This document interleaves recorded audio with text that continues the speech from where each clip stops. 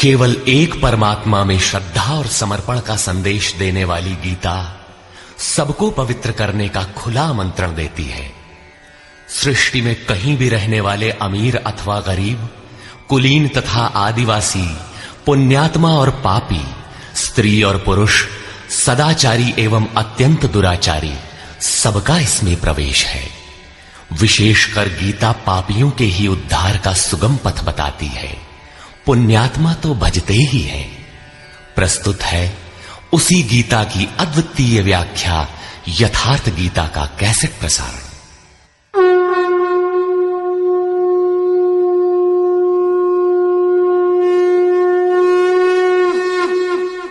ओम श्री परमात्मने नमः। यथार्थ गीता श्रीमद् भगवत गीता अथ द्वितीयो अध्यायः। प्रथम अध्याय गीता की प्रवेशिका है, जिसमें आरंभ में पथिक को प्रतीत होने वाली उलझनों का चित्रण है। लड़ने वाले संपूर्ण कौरव पांडव थे, किंतु संशय का पात्र मात्र अर्जुन है। अनुराग ही अर्जुन है। इष्ट के अनुरूप राग ही पथिक को क्षेत्र क्षेत्रज्ञ के संघर्ष के लिए प्रेरित करता है। अनुराग आरंभिक स्तर है।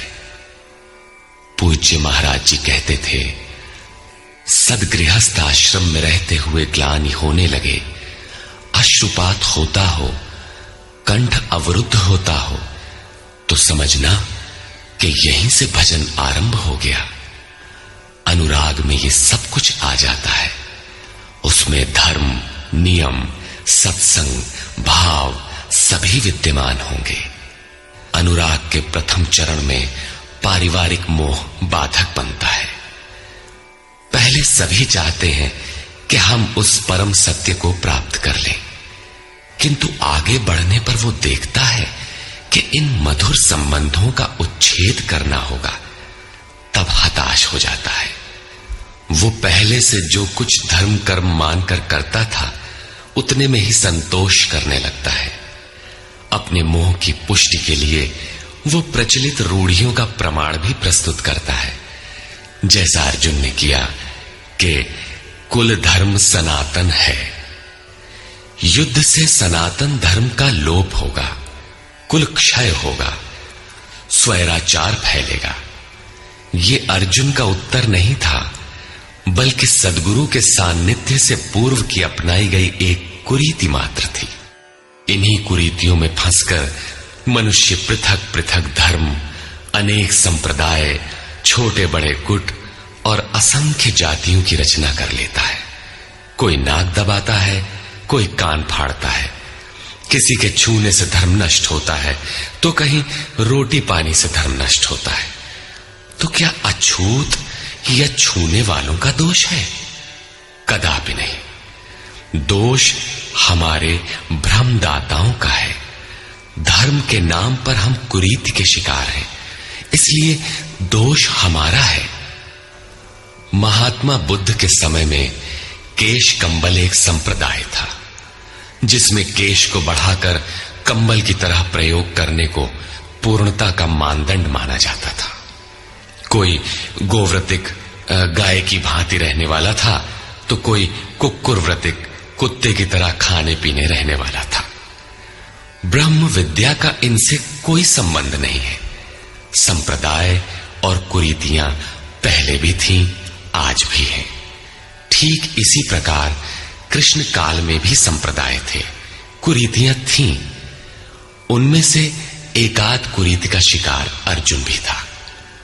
उसने 4 तर्क प्रस्तुत किए। 1, ऐसे युद्ध से सनातन धर्म नष्ट हो जाएगा। 2, वर्ण संकर पैदा होगा।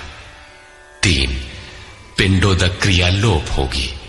और 4, हम लोग कुलक्षय द्वारा महान पाप करने को उद्यत हुए हैं। इस पर योगेश्वर श्री कृष्ण ने कहा, संजय उवाच।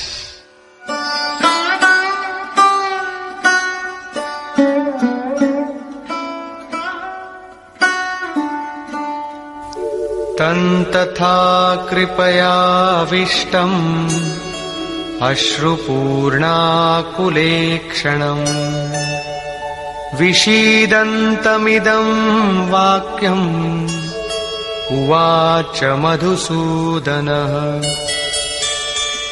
करुणा से व्याप्त अश्रुपूर्ण व्याकुल नेत्रों वाले उस अर्जुन के प्रति मधुसूदन मद का विनाश करने वाले भगवान ने ये वचन कहा। श्री भगवान उवाच।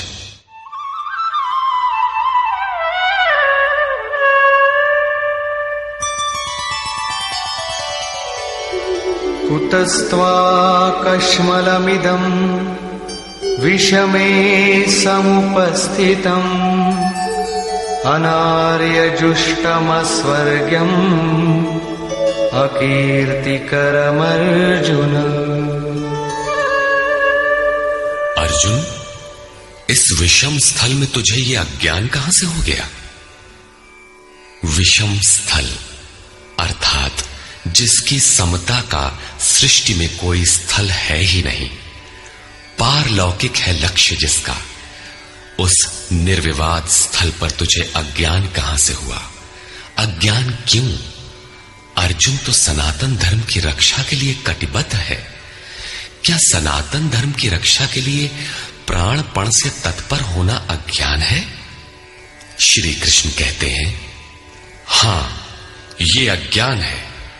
न तो संभावित पुरुषों द्वारा इसका आचरण किया गया है, न स्वर्ग ही देने वाला है और न ये कीर्ति को ही करने वाला है। सन्मार्ग पर जो दृढ़ता पूर्वक आरूढ़ है उसे आर्य कहते हैं। परिवार के लिए मरना मिटना यदि अज्ञान न होता तो महापुरुष उस पर अवश्य चले होते। यदि कुल धर्म ही सत्य होता तो स्वर्ग और कल्याण की निःश्रेणी अवश्य बनता। ये कीर्तिदायक भी नहीं है। मीरा भजन करने लगी तो लोग कहें मीरा भई बावरी, सास कहे कुल नाशी रे। जिस परिवार, कुल और मर्यादा के लिए मीरा की सास बिलख रही थी, आज उस कुलवंती सास को कोई नहीं जानता। मीरा को विश्व जानता है। ठीक इसी प्रकार परिवार के लिए जो परेशान हैं, उनकी भी कीर्ति कब तक रहेगी? जिसमें कीर्ति नहीं, कल्याण नहीं, श्रेष्ठ पुरुषों ने भूल कर भी जिसका आचरण नहीं किया, तो सिद्ध है कि वो अज्ञान है। अतः क्लैब्यमास्मगमः पार्थ नैतत्त्वय्युपपद्यते क्षुद्रं हृदय दौर्बल्यं त्यक्त्वोत्तिष्ठ परन्तप। अर्जुन, नपुंसकता को मत प्राप्त हो। क्या अर्जुन नपुंसक था? क्या आप पुरुष हैं? नपुंसक वो है जो पौरुष से हीन हो। सब अपनी समझ से पुरुषार्थ ही तो करते हैं। किसान रात दिन खून पसीना एक करके खेत में पुरुषार्थ ही तो करता है। कोई व्यापार में पुरुषार्थ समझता है तो कोई पद का दुरुपयोग करके पुरुषार्थी बनता है। जीवन भर पुरुषार्थ करने पर भी खाली हाथ जाना पड़ता है। स्पष्ट है कि ये पुरुषार्थ नहीं है। शुद्ध पुरुषार्थ है आत्मदर्शन। गार्गी ने याज्ञवल्क्य से कहा, नपुंसक पुमान ज्ञेयो यो न वेत्ति हृदि स्थितम पुरुषम स्वप्रकाशम तस्मानंदात्मानमव्ययम्। वो पुरुष होते हुए भी नपुंसक है जो हृदयस्थ आत्मा को नहीं पहचानता। वो आत्मा ही पुरुष स्वरूप, स्वयं प्रकाश, उत्तम आनंद युक्त और अव्यक्त है। उसे पाने का प्रयास ही पौरुष है। अर्जुन, तू नपुंसकता को न प्राप्त हो, ये तेरे योग्य नहीं है। हे परम तप, हृदय की इस क्षुद्र दुर्बलता को त्याग कर युद्ध के लिए खड़ा हो। इस पर अर्जुन ने तीसरा प्रश्न प्रस्तुत किया। अर्जुन उवाच।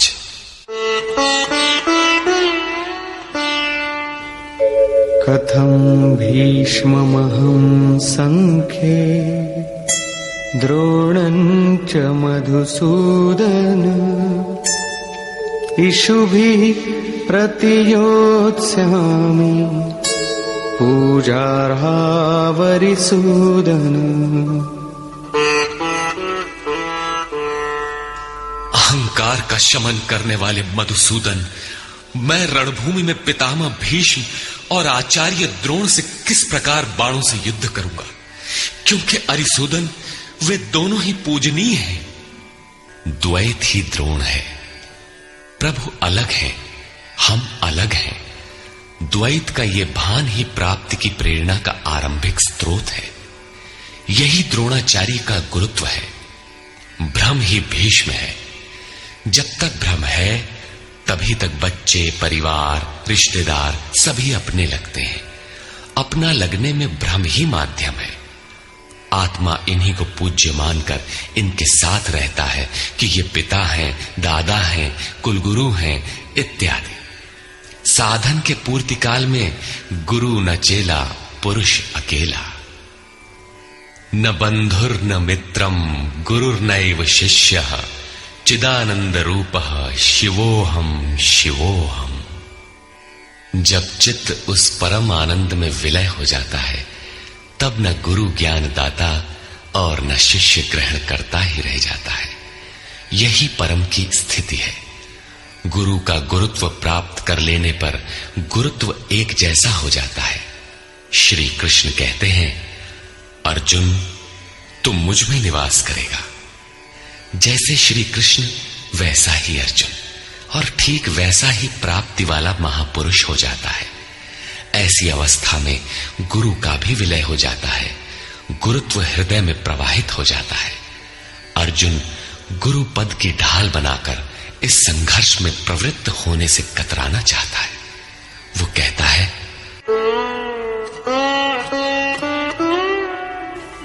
गुरून् हत्वा हि महानुभावान् श्रेयो भोक्तुं भैक्षमपीह लोके हत्वार्थकामास्तु गुरूनिहैव भुञ्जीय भोगान् रुधिरप्रदिग्धान्।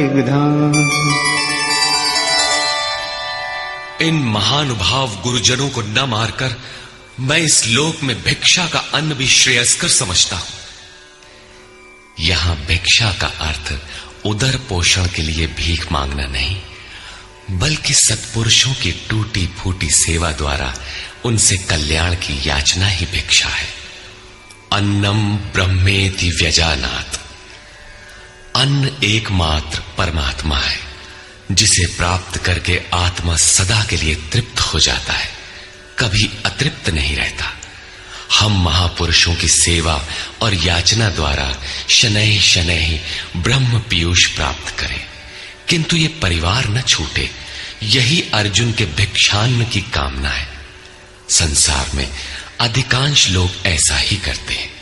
वे चाहते हैं कि पारिवारिक स्नेह संबंध न मारना पड़े और मुक्ति भी शनैः शनैः मिल जाए, किंतु चलने वाले पथिक के लिए, जिसके संस्कार इनसे ऊपर है, जिसमें संघर्ष की क्षमता है, स्वभाव में क्षत्रियत्व प्रवाहित है, उसके लिए इस भिक्षान्न का विधान नहीं है। स्वयं न करके याचना करना भिक्षान्न है। गौतम बुद्ध ने भी मध्यम निकाय के धम्म दायाद सुत्त में इस भिक्षान्न की आमिष दायाद कहकर उसे हेय माना है, जबकि शरीर यापन से सभी भिक्षु थे। इन गुरुजनों को मारकर मिलेगा क्या? इस लोक में रुधिर से सने अर्थ और काम के भोग ही तो भोगने को मिलेंगे। अर्जुन कदाचित सोचता था कि भजन से भौतिक सुखों की मात्रा में अभिवृद्धि होगी। इतना संघर्ष झेलने के बाद भी इस शरीर के पोषक अर्थ और काम के भोग ही तो मिलेंगे। वो पुनः तर्क देता है,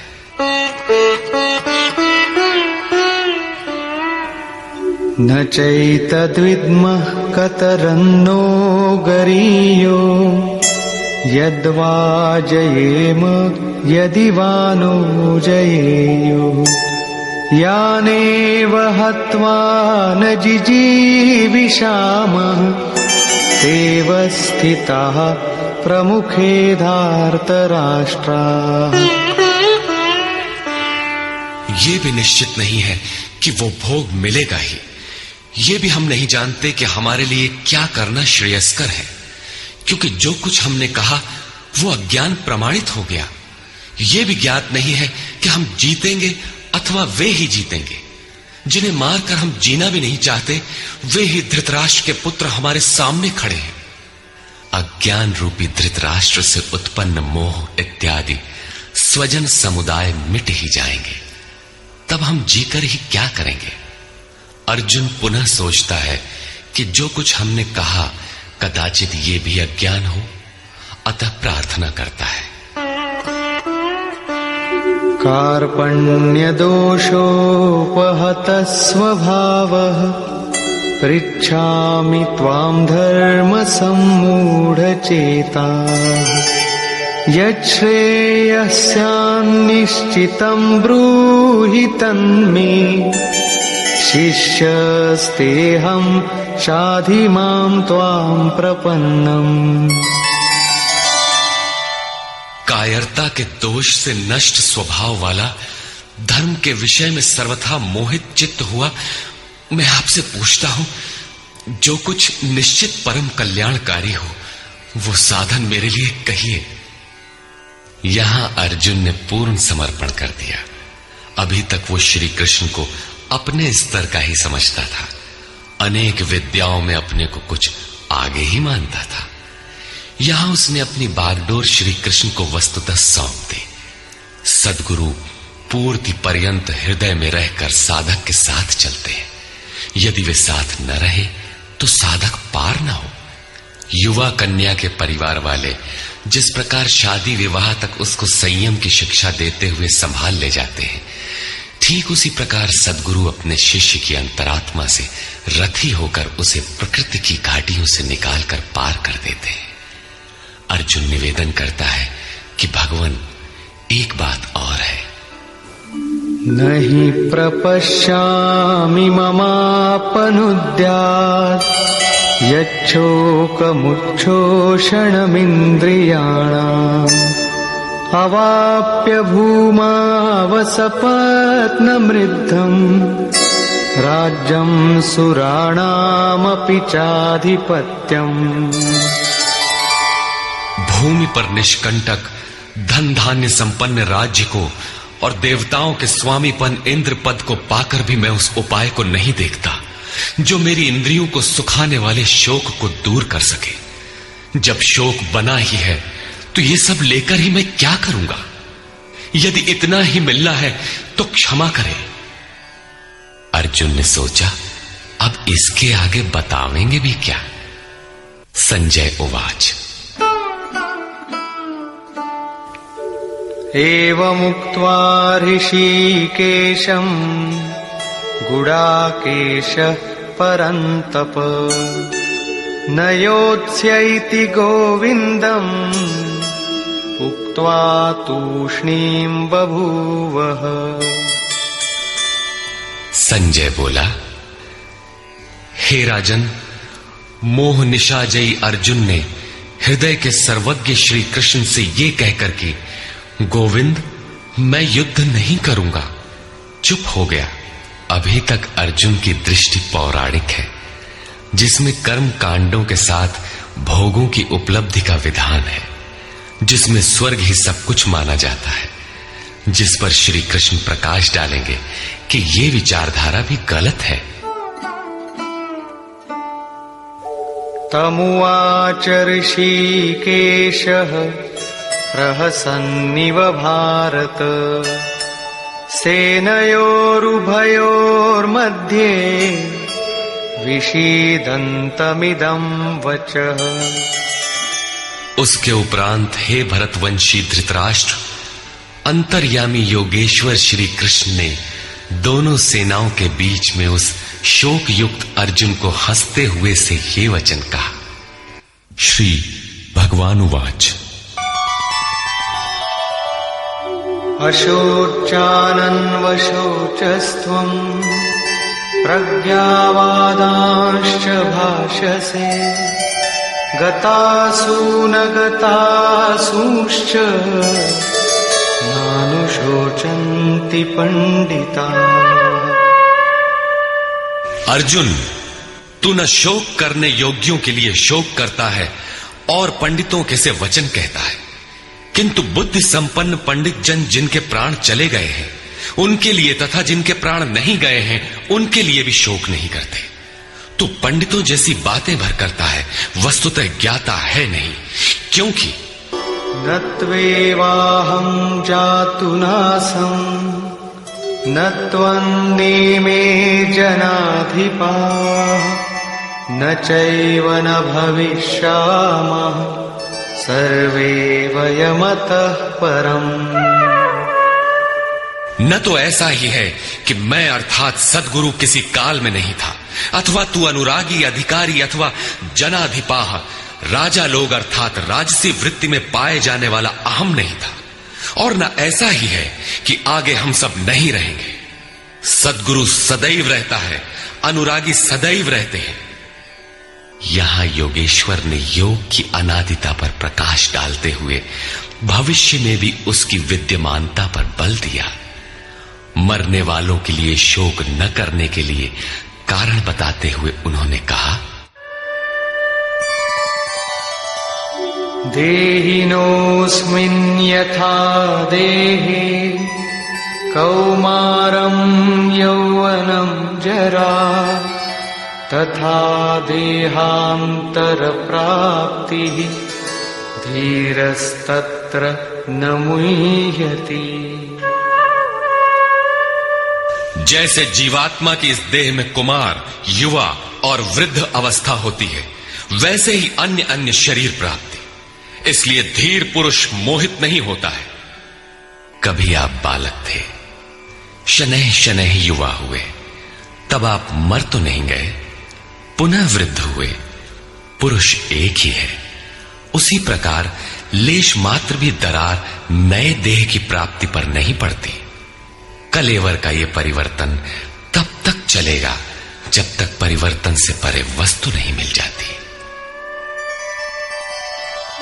मात्रा स्पर्शास्तु कौन्तेय शीतोष्ण सुख दुःखदाः आगमापायिनो नित्याः तां स्थितिक्षस्व भारत। हे कुंती पुत्र, सुख दुख, सर्दी और गर्मी को देने वाले इंद्रियों और विषयों के संयोग तो अनित्य हैं, क्षण भंगुर हैं। अतः भरतवंशी अर्जुन, तू इसका त्याग कर। अर्जुन इंद्रिय और विषय के संयोग जन्य सुख का स्मरण करके ही विकल था। कुल धर्म, कुल गुरुओं की पूज्यता इत्यादि इंद्रियों के लगाव के अंतर्गत है। ये क्षणिक हैं, झूठे हैं, नाशवान हैं। विषयों का संयोग न सदैव मिलेगा और न सदैव इंद्रियों में क्षमता ही रहेगी। अतः अर्जुन, तू इनका त्याग कर, सहन कर। क्यों? क्या हिमालय की लड़ाई थी जो अर्जुन सर्दी सहन करता, अथवा क्या ये रेगिस्तान की लड़ाई है जहां अर्जुन गर्मी सहन करे? कुरुक्षेत्र जैसा कि लोग बाहर बताते हैं समशीतोष्ण स्थली है। कुल 18 दिन तो लड़ाई हुई, इतने में कहां जाड़ा गर्मी बीत गई। वस्तुतः सर्दी गर्मी, दुख सुख, मान अपमान का सहन करना एक योगी पर निर्भर करता है। ये हृदय देश की लड़ाई का चित्रण है, बाहर युद्ध के लिए गीता नहीं कहती। ये क्षेत्र क्षेत्रज्ञ का संघर्ष है, जिसमें आसुरी संपद का सर्वथा शमन कर परमात्मा में स्थिति दिलाकर दैवी संपद भी शांत हो जाती है। जब विकार है ही नहीं तो सजातीय प्रवृत्तियां किस पर आक्रमण करें? अतः पूर्णत्व के साथ वे भी शांत हो जाती हैं, इससे पहले नहीं। गीता अंतर्देश की लड़ाई का चित्रण है। इस त्याग से मिलेगा क्या? इससे लाभ क्या है? इस पर श्री कृष्ण कहते हैं, यम हि न व्यथयन्त्येते पुरुषं पुरुषर्षभ समदुःख सुखं धीरं सोमृतत्वाय कल्पते।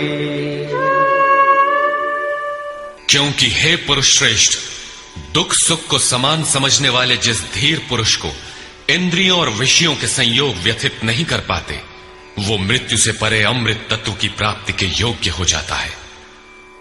यहां श्री कृष्ण ने एक उपलब्धि अमृत की चर्चा की। अर्जुन सोचता था कि युद्ध के परिणाम में स्वर्ग मिलेगा या पृथ्वी, किंतु श्री कृष्ण कहते हैं कि न स्वर्ग मिलेगा और न पृथ्वी, बल्कि अमृत मिलेगा।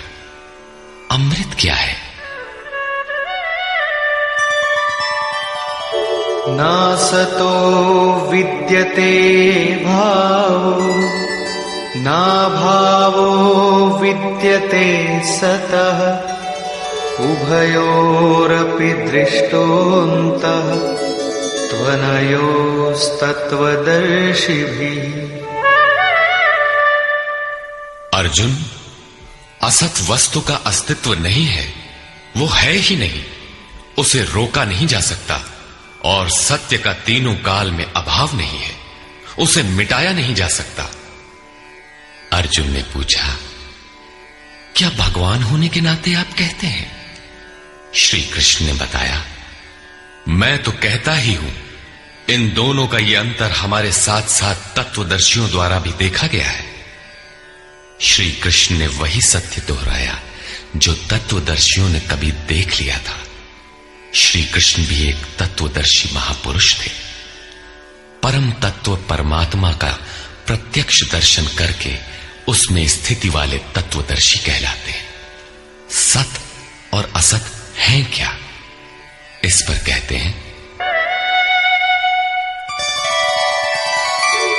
अविनाशी तु तद्विद्धि येन सर्वमिदं ततम् विनाशमव्ययस्यास्य न कश्चित् कर्तुमर्हति। नाश रहित तो वो है जिससे ये संपूर्ण जगत व्याप्त है। इस अव्ययस्य अविनाशी का विनाश करने में कोई समर्थ नहीं है। किंतु इस अविनाशी अमृत का नाम क्या है? वो है कौन? अन्तवन्त इमे देहा नित्यस्योक्ताः शरीरिणः अनाशिनो प्रमेयस्य तस्माद्युध्यस्व भारत। अविनाशी अप्रमेय नित्य स्वरूप आत्मा के ये सभी शरीर नाशवान कहे गए हैं। इसलिए भरतवंशी अर्जुन, तू युद्ध कर। आत्मा ही अमृत है, आत्मा ही अविनाशी है जिसका तीनों कालों में नाश नहीं होता। आत्मा ही सत है, शरीर नाशवान है, यही असत है जिसका तीनों कालों में अस्तित्व नहीं है। शरीर नाशवान है, इसलिए तू युद्ध कर। इस आदेश से यह स्पष्ट नहीं होता कि अर्जुन केवल कौरवों को मारे। पांडव पक्ष में भी तो शरीर ही खड़े थे। क्या पांडव के शरीर अविनाशी थे? यदि शरीर नाशवान है तो श्री कृष्ण किसकी रक्षा में खड़े थे? क्या अर्जुन कोई शरीरधारी था? शरीर जो असत है, जिसका अस्तित्व नहीं है, जिसे रोका नहीं जा सकता, क्या श्री कृष्ण उस शरीर की रक्षा में खड़े हैं? यदि ऐसा है तो वे भी अविवेकी और मूढ़ हैं, क्योंकि आगे श्री कृष्ण स्वयं कहते हैं कि जो केवल शरीर के लिए ही पचता है, श्रम करता है, वो अविवेकी और मूढ़ बुद्धि है। वो पापायु पुरुष व्यर्थ ही जीता है। अंततः अर्जुन कौन था?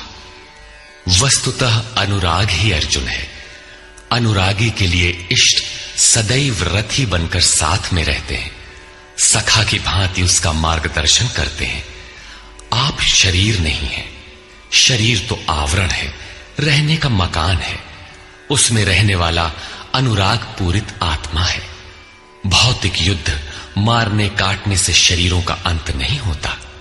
ये शरीर छूटेगा तो आत्मा दूसरा शरीर धारण कर लेगा। इसी संदर्भ में श्री कृष्ण कह चुके हैं कि जिस प्रकार बाल्यकाल से युवा या वृद्धावस्था आती है, उसी प्रकार देहांतर की प्राप्ति होती है। शरीर काटेंगे तो जीवात्मा नया वस्त्र बदल लेगा। शरीर संस्कारों के आश्रित है और संस्कार मन पर आधारित है। मन एव मनुष्याणाम कारणम बंध मोक्षयोः। मन का सर्वथा निरोध होना, अचल स्थिर ठहरना और अंतिम संस्कार का विलय एक ही क्रिया है। संस्कारों की सतह का टूट जाना ही शरीरों का अंत है।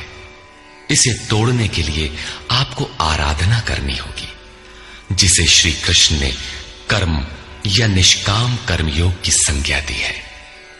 कृष्ण ने स्थान स्थान पर अर्जुन को युद्ध की प्रेरणा दी, किंतु एक भी श्लोक ऐसा नहीं है जो भौतिक युद्ध या मारकाट का समर्थन करता हो।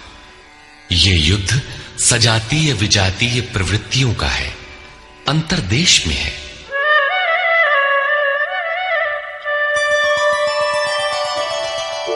य एनं वेत्ति हन्तारम् यश्चैनं मन्यते हतम् उभौ तौ न विजानीतो नायं हन्ति न हन्यते। जो इस आत्मा को मारने वाला मानता है तथा जो इस आत्मा को मरा हुआ समझता है, वे दोनों ही आत्मा को नहीं जानते, क्योंकि ये आत्मा न तो मारता है और न मारा ही जाता है।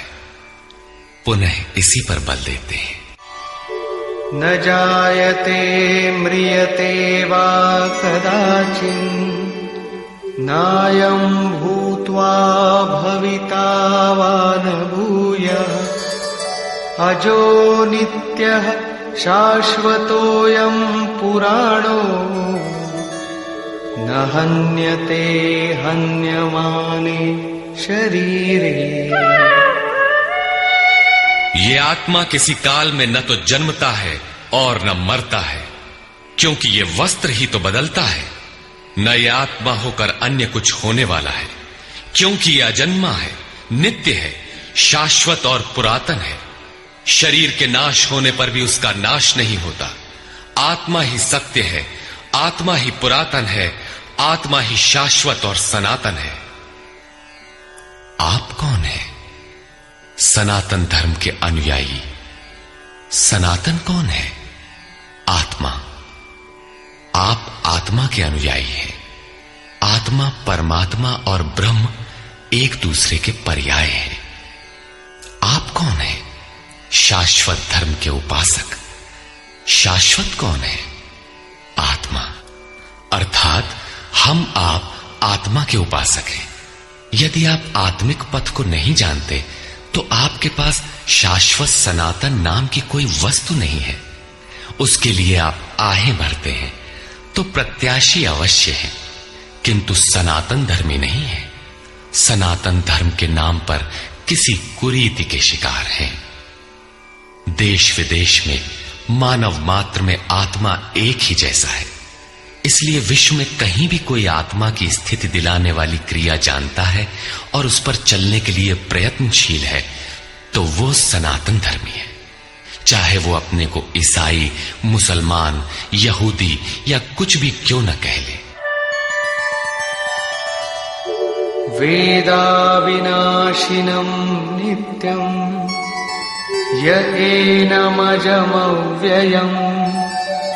कथं स पुरुषः पार्थ कं घातयति हन्तिकम्। पार्थिव शरीर को रथ बनाकर ब्रह्म रूपी लक्ष्य पर अचूक निशाना लगाने वाला पृथा पुत्र अर्जुन, जो पुरुष इस आत्मा को नाश रहित, नित्य, अजन्मा और अव्यक्त जानता है, वो पुरुष कैसे किसी को मरवाता है और कैसे किसी को मारता है। अविनाशी का विनाश असंभव है, अजन्मा जन्म नहीं लेता, अतः शरीर के लिए शोक नहीं करना चाहिए। इसी को उदाहरण से स्पष्ट करते हैं।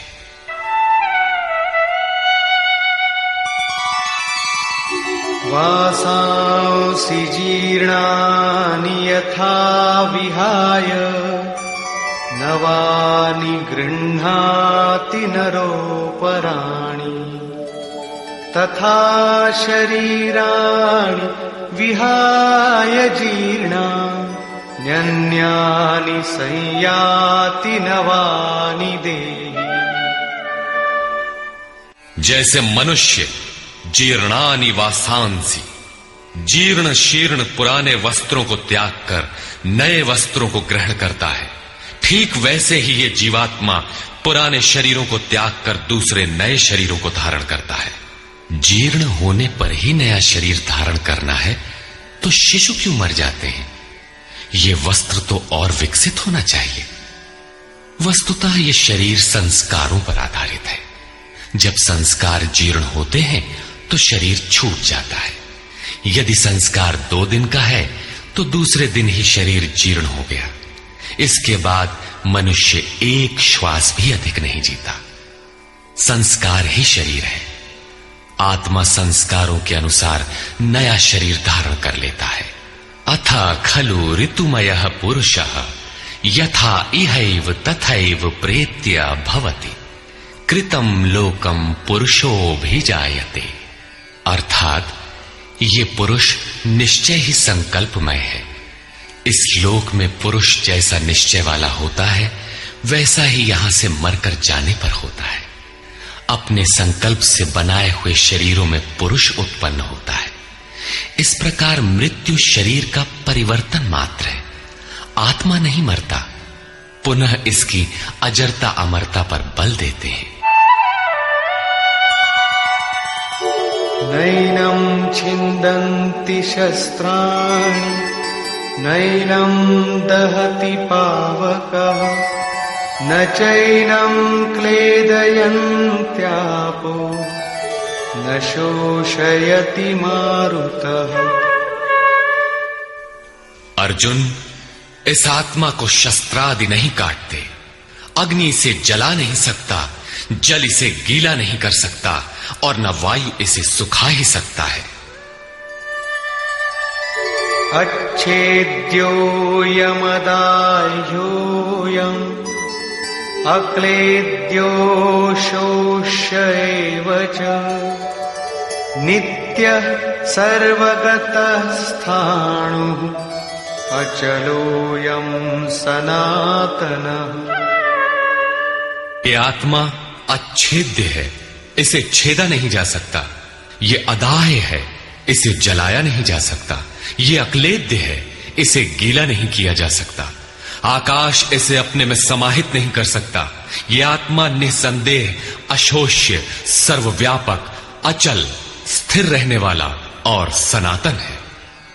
अर्जुन ने कहा था कि कुल धर्म सनातन है। ऐसा युद्ध करने से सनातन धर्म नष्ट हो जाएगा, किंतु श्री कृष्ण ने इसे अज्ञान माना और आत्मा को ही सनातन बताया। आप कौन हैं? सनातन धर्म के अनुयायी। सनातन कौन है? आत्मा। यदि आप आत्मा पर्यंत दूरी तय करने वाली विधि विशेष से अवगत नहीं हैं, तो आप सनातन धर्म नहीं जानते। इसका कुपरिणाम सांप्रदायिकता में फंसे धर्म भीरू लोगों को भोगना पड़ रहा है। जब मैटर क्षेत्र में पैदा होने वाली कोई वस्तु इस सनातन का स्पर्श नहीं कर सकती, तो छूने खाने से सनातन धर्म नष्ट कैसे हो सकता है? यह धर्म नहीं, एक कुरीति परिस्थिति थी जिससे भारत में सांप्रदायिक वैमनस्य बढ़ा और राष्ट्रीय एकता की आज भी समस्या बनी हुई है। धर्म की शरण हम क्यों जाते हैं? क्योंकि हम मरण धर्मा हैं और धर्म कोई ठोस चीज है जिसकी शरण जाकर हम भी अमर हो जाए। हम तो मारने से मरेंगे और ये धर्म केवल छूने और खाने से मर जाएगा, तो हमारी क्या रक्षा करेगा? धर्म तो आपकी रक्षा करता है, आपसे शक्तिशाली है। आप तलवार से मरेंगे और धर्म वो छूने से नष्ट हो गया। कैसा है आपका धर्म? कुरीतियां नष्ट होती हैं, न कि सनातन। सनातन तो ऐसी ठोस वस्तु है जिसे शस्त्र नहीं काटते, अग्नि जला नहीं सकता, जल इसे गीला नहीं कर सकता। खान पान तो दूर, प्रकृति में उत्पन्न कोई वस्तु उसका स्पर्श भी नहीं कर पाती, तो वो सनातन नष्ट कैसे हो गया? ऐसी ही कतिपय कुरीतियां अर्जुन काल में भी थी। उनका शिकार अर्जुन भी था। उसने विलाप करते हुए गिड़गिड़ाकर कहा कि कुल धर्म सनातन है, युद्ध से सनातन धर्म नष्ट हो जाएगा। कुल धर्म नष्ट होने से हम अनंत काल तक नरक में चले जाएंगे। किंतु श्री कृष्ण ने कहा, तुझे ये अज्ञान कहां से उत्पन्न हो गया? सिद्ध है कि वो कोई कुरीति थी। तभी तो श्री कृष्ण ने उसका निराकरण किया और बताया कि आत्मा ही सनातन है। यदि आप आत्मिक पथ नहीं जानते तो सनातन धर्म में आपका अभी तक प्रवेश नहीं हुआ है। जब यह सनातन शाश्वत आत्मा सबके अंदर व्याप्त है तो खोजा किसे जाए? इस पर श्री कृष्ण कहते हैं, अव्यक्तोऽयमचिन्त्योऽयम् अविकार्योऽयमुच्यते तस्मादेवं विदित्वैनं नानुशोचितुमर्हसि। ये आत्मा अव्यक्त अर्थात इंद्रियों का विषय नहीं है। इंद्रियों के द्वारा इसे समझा नहीं जा सकता। जब तक इंद्रियों और विषयों का संयोग है तब तक आत्मा तो है, किंतु उसे समझा नहीं जा सकता। वो अचिंत्य है। जब तक चित्त और चित्त की लहर है तब तक वो शाश्वत है तो, किंतु हमारे दर्शन, उपभोग और प्रवेश के लिए नहीं है। अतः चित्त का निरोध करे। पीछे श्री कृष्ण बता आए हैं कि असत वस्तु का अस्तित्व नहीं है और सत का तीनों कालों में अभाव नहीं है। वो सत है आत्मा। आत्मा ही अपरिवर्तनशील, शाश्वत, सनातन और अव्यक्त है। तत्वदर्शियों ने आत्मा को इन विशेष गुणधर्मों से युक्त देखा। न 10 भाषाओं के ज्ञाता ने देखा, न किसी समृद्धशाली ने देखा, बल्कि तत्वदर्शियों ने देखा। श्री कृष्ण ने आगे बताया कि तत्व है परमात्मा। मन के निरोध काल में साधक उसका दर्शन और उसमें प्रवेश पाता है। प्राप्ति काल में भगवान मिलते हैं और दूसरे ही क्षण वो अपने आत्मा को ईश्वरीय गुणधर्मों से विभूषित देखता है।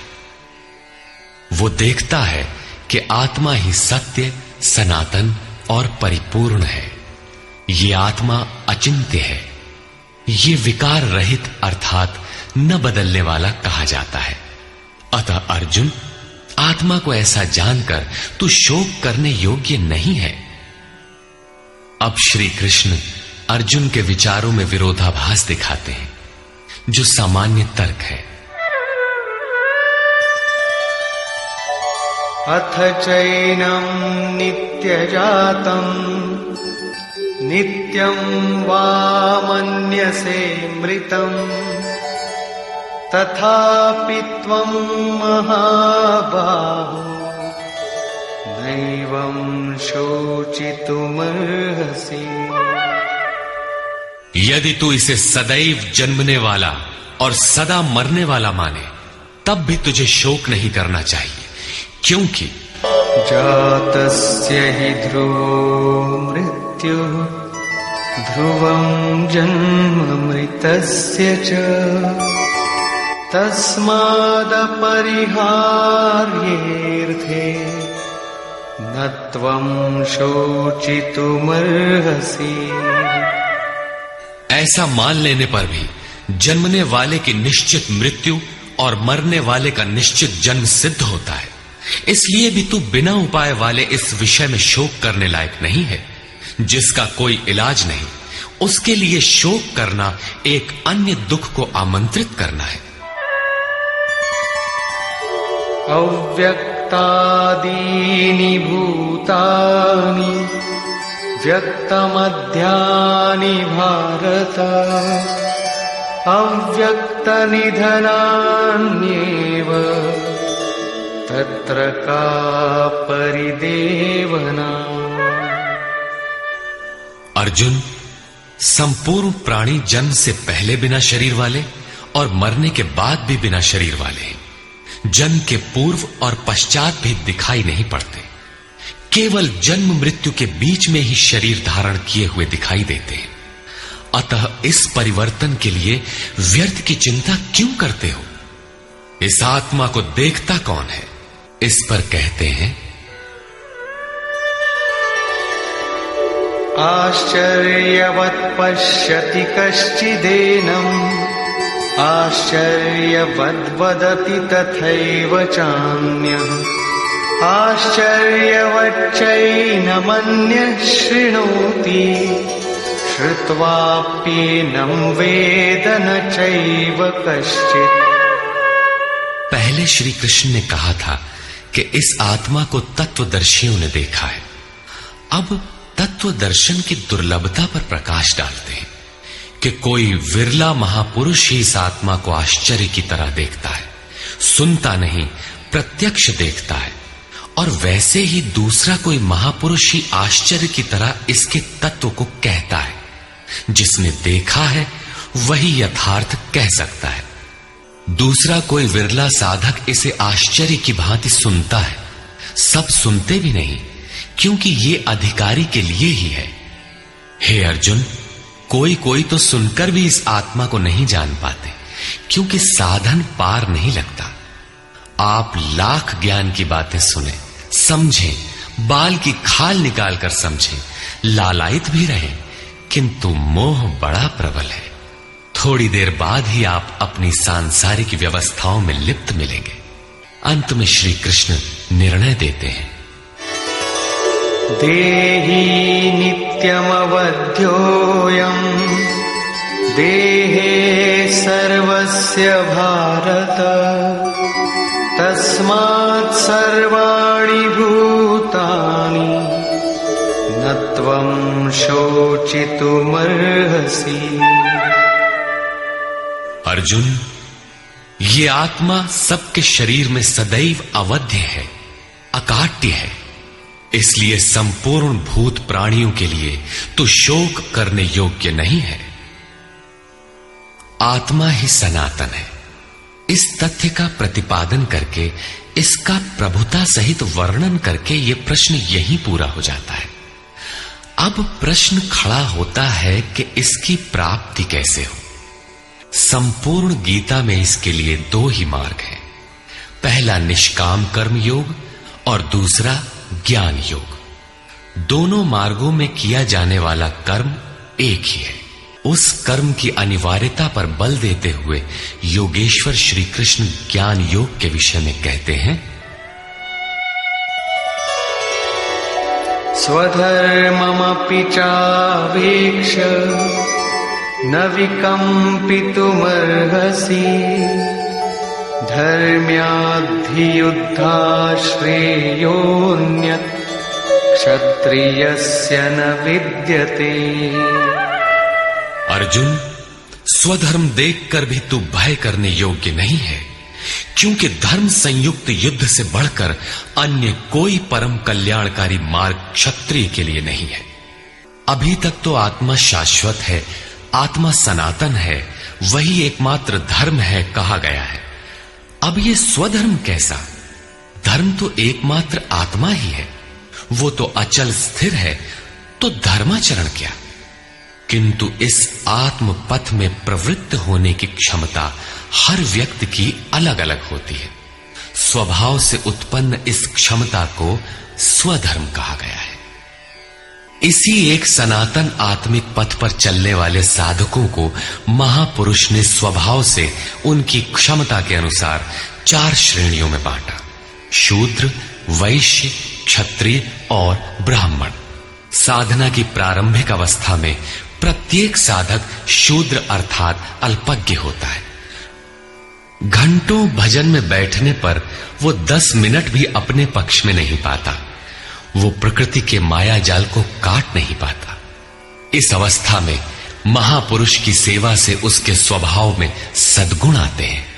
वो वैश्य श्रेणी का साधक बन जाता है। आत्मिक संपत्ति ही स्थिर संपत्ति है। इसका वो शनैः शनैः संग्रह और गोपालन अर्थात इंद्रियों की सुरक्षा करने में सक्षम हो जाता है। काम, क्रोध इत्यादि से इंद्रियों की हिंसा होती है तथा विवेक, वैराग्य से इनकी सुरक्षा होती है, किंतु प्रकृति को निर्बीज करने की क्षमता उसमें नहीं होती। क्रमशः उन्नति करते करते साधक के अंतःकरण में तीनों गुणों को काटने की क्षमता अर्थात क्षत्रियत्व आ जाता है। इसी स्तर पर प्रकृति और उसके विकारों को नाश करने की क्षमता आ जाती है। इसलिए युद्ध यहीं से आरंभ होता है। क्रमशः साधन करके साधक ब्राह्मणत्व की श्रेणी में बदल जाता है। इस समय मन का शमन, इंद्रियों का दमन, धारावाही चिंतन, सरलता, अनुभव, ज्ञान इत्यादि लक्षण साधक में स्वाभाविक प्रवाहित होते हैं। इन्हीं के अनुष्ठान से चलकर क्रमशः वो ब्रह्म में प्रवेश पा जाता है, जहां वो ब्राह्मण भी नहीं रह जाता। विदेह राजा जनक की सभा में महर्षि याज्ञवल्क्य ने चाक्रायण, उशस्ति, कहोल, आरुणि, उद्यालक और गार्गी के प्रश्नों का समाधान करते हुए बताया कि आत्म साक्षात्कार का पूर्णतया संपादन करने वाला ही ब्राह्मण होता है। ये आत्मा ही लोक, परलोक और समस्त प्राणियों को भीतर से नियमित करता है। सूर्य, चंद्रमा, पृथ्वी, जल, वायु, अग्नि, तारागण, अंतरिक्ष, आकाश एवं प्रत्येक क्षण इस आत्मा के ही प्रशासन में है। ये तुम्हारा आत्मा अंतर्यामी अमृत है। आत्मा अक्षर है, इससे भिन्न सब नाशवान है। जो कोई इसी लोक में इस अक्षर को न जानकर हवन करता है, तप करता है, हजारों वर्षों तक यज्ञ करता है, उसका ये सब कर्म नाशवान है। जो कोई भी इस अक्षर को जाने बिना इस लोक से मरकर जाता है, वो दयनीय है, कृपण है, और जो इस अक्षर को जानकर इस लोक से मरकर जाता है, वो ब्राह्मण है। अर्जुन क्षत्रिय श्रेणी का साधक है। श्री कृष्ण कहते हैं कि क्षत्रिय श्रेणी के साधक के लिए युद्ध के अतिरिक्त कोई कल्याणकारक रास्ता है ही नहीं। प्रश्न उठता है कि क्षत्रिय है क्या? प्रायः लोग इसका आशय समाज में जन्मना उत्पन्न ब्राह्मण, क्षत्रिय, वैश्य, शूद्र जातियों से लेते हैं। इन्हें ही 4 वर्ण मान लिया जाता है, किंतु नहीं। शास्त्रकार ने स्वयं बताया है कि क्षत्रिय क्या है, वर्ण क्या है। यहां उन्होंने केवल क्षत्रिय का नाम लिया और आगे 18वें अध्याय तक इस प्रश्न का समाधान प्रस्तुत किया कि वस्तुतः ये वर्ण हैं क्या और कैसे इनमें परिवर्तन होता है। श्री कृष्ण ने कहा, चातुर्वर्ण्यम मया सृष्टम, 4 वर्णों की सृष्टि मैंने की, तो क्या मनुष्यों को बांटा? श्री कृष्ण कहते हैं कि नहीं, गुण कर्म विभागशः, गुणों के माध्यम से कर्म को 4 भागों में बांटा। यह देखना है कि वो कर्म क्या है जिसे बांटा गया। गुण परिवर्तनशील है। साधना की उचित प्रक्रिया द्वारा तामसी से राजसी और राजसी से सात्विक गुणों में प्रवेश मिलता जाता है। अंततः ब्राह्मण स्वभाव बन जाता है। उस समय ब्रह्म में प्रवेश दिला देने वाली सारी योग्यताएं उस साधक में रहती हैं।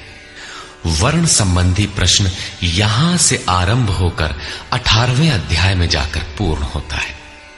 श्री कृष्ण की मान्यता है, श्रेयान् स्वधर्मो विगुणः परधर्मात् स्वनुष्ठितात्।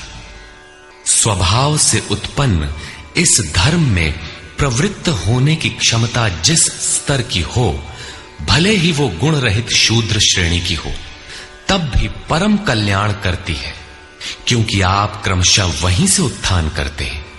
उससे ऊपर वालों की नकल करके साधक नष्ट हो जाता है। अर्जुन क्षत्रिय श्रेणी का साधक था, इसलिए श्री कृष्ण कहते हैं कि अर्जुन, अपने स्वभाव से उत्पन्न योग्यता को देखकर, इस युद्ध में प्रवृत्त होने की अपनी क्षमता को देखकर भी तू भय करने योग्य नहीं है। इससे बढ़कर दूसरा कोई कल्याणकारी कार्य क्षत्रिय के लिए नहीं। इसी पर प्रकाश डालते हुए पुनः योगेश्वर कहते हैं, यदृच्छया चोपपन्नम् स्वर्गद्वारमपावृतम् सुखिनः क्षत्रियाः पार्थ लभन्ते युद्धमीदृशम्। पार्थिव शरीर को ही रथ बनाकर अचूक लक्ष्यवेदी अर्जुन स्वतः प्राप्त स्वर्ग के खुले हुए द्वार रूपी इस युद्ध को भाग्यवान क्षत्रिय ही प्राप्त करते हैं। क्षत्रिय श्रेणी के साधक में तीनों गुणों को काट देने की क्षमता रहती है। उसके लिए स्वर्ग का द्वार खुला है, क्योंकि उसमें दैवी संपद पूर्णता अर्जित रहती है। स्वर्ग में विचरने की उसमें क्षमता रहती है। यही खुला हुआ स्वर्ग का द्वार है। क्षेत्रज्ञ के इस युद्ध को भाग्यवान क्षत्रिय ही पाते हैं, क्योंकि उनमें ही संघर्ष की क्षमता है। दुनिया में लड़ाइयां होती हैं, विश्व सिमट कर लड़ता है, प्रत्येक जाति लड़ती है, किंतु शाश्वत विजय जीतने वाले को भी नहीं मिलती। ये तो बदले हैं।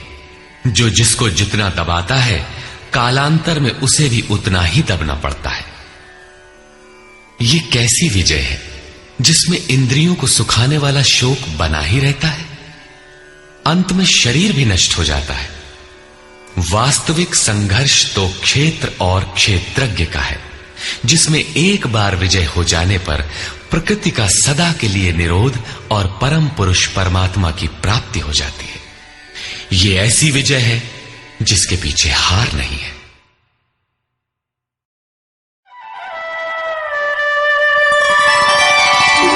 अथ चेत्त्वमिमं धर्म्यं संग्रामं न करिष्यसि ततः स्वधर्मं कीर्तिं च हित्वा पापमवाप्स्यसि। और यदि तू इस धर्मयुक्त संग्राम अर्थात शाश्वत सनातन परम धर्म परमात्मा में प्रवेश दिलाने वाला धर्म युद्ध नहीं करेगा, तो स्वधर्म अर्थात स्वभाव से उत्पन्न संघर्ष करने की क्षमता, क्रिया में प्रवृत्त होने की क्षमता को खोकर पाप अर्थात आवागमन और अपकीर्ति को प्राप्त होगा। अपकीर्ति पर प्रकाश डालते हैं।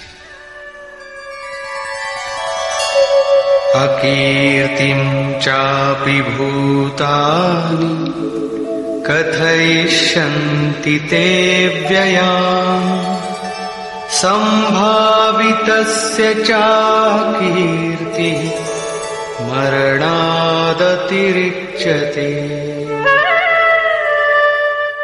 सब लोग बहुत काल तक तेरी अपकीर्ति का कथन करेंगे। आज भी पदच्युत होने वाले महात्माओं में विश्वामित्र, पाराशर, निमि, श्रृंगी इत्यादि की गणना होती है। बहुत से साधक अपने धर्म पर विचार करते हैं, सोचते हैं कि लोग हमें क्या कहेंगे। ऐसा भाव भी साधना में सहायक होता है। इससे साधना में लगे रहने की प्रेरणा मिलती है। कुछ दूरी तक यह भाव भी साथ देता है। माननीय पुरुषों के लिए अपकीर्ति मरण से भी बढ़कर होती है। भयाद्रणादुपरतम् मौस्यन्ते त्वां महारथाः येषां च त्वं बहुमतो भूत्वा यास्यसि लाघवम्। जिन महारथियों की निगाह में तू बहुत माननीय होकर अब तुच्छता को प्राप्त होगा, वे महारथी लोग तुझे भय के कारण युद्ध से उपराम हुआ मानेंगे। महारथी कौन? इस पथ पर महान परिश्रम से आगे बढ़ने वाले साधक महारथी हैं। इसी प्रकार इतने ही परिश्रम से अविद्या की ओर खींचने वाले काम, क्रोध, लोभ, मोहादि भी महारथी है, जो तुझे बहुत सम्मान देते थे कि साधक प्रशंसनीय है, तुम उनकी निगाह से गिर जाओगे। इतना ही नहीं, बल्कि अवाच्य वादांश्च बहु वदिष्यन्ति तवाहिताः निन्दन्तस्तव सामर्थ्यम् ततो दुःखतरं नु किम्। वैरी लोग तेरे पराक्रम की निंदा करते हुए बहुत से न कहने योग्य वचनों को कहेंगे। एक दोष आता है तो चारों ओर से निंदा और बुराइयों की झड़ी लग जाती है।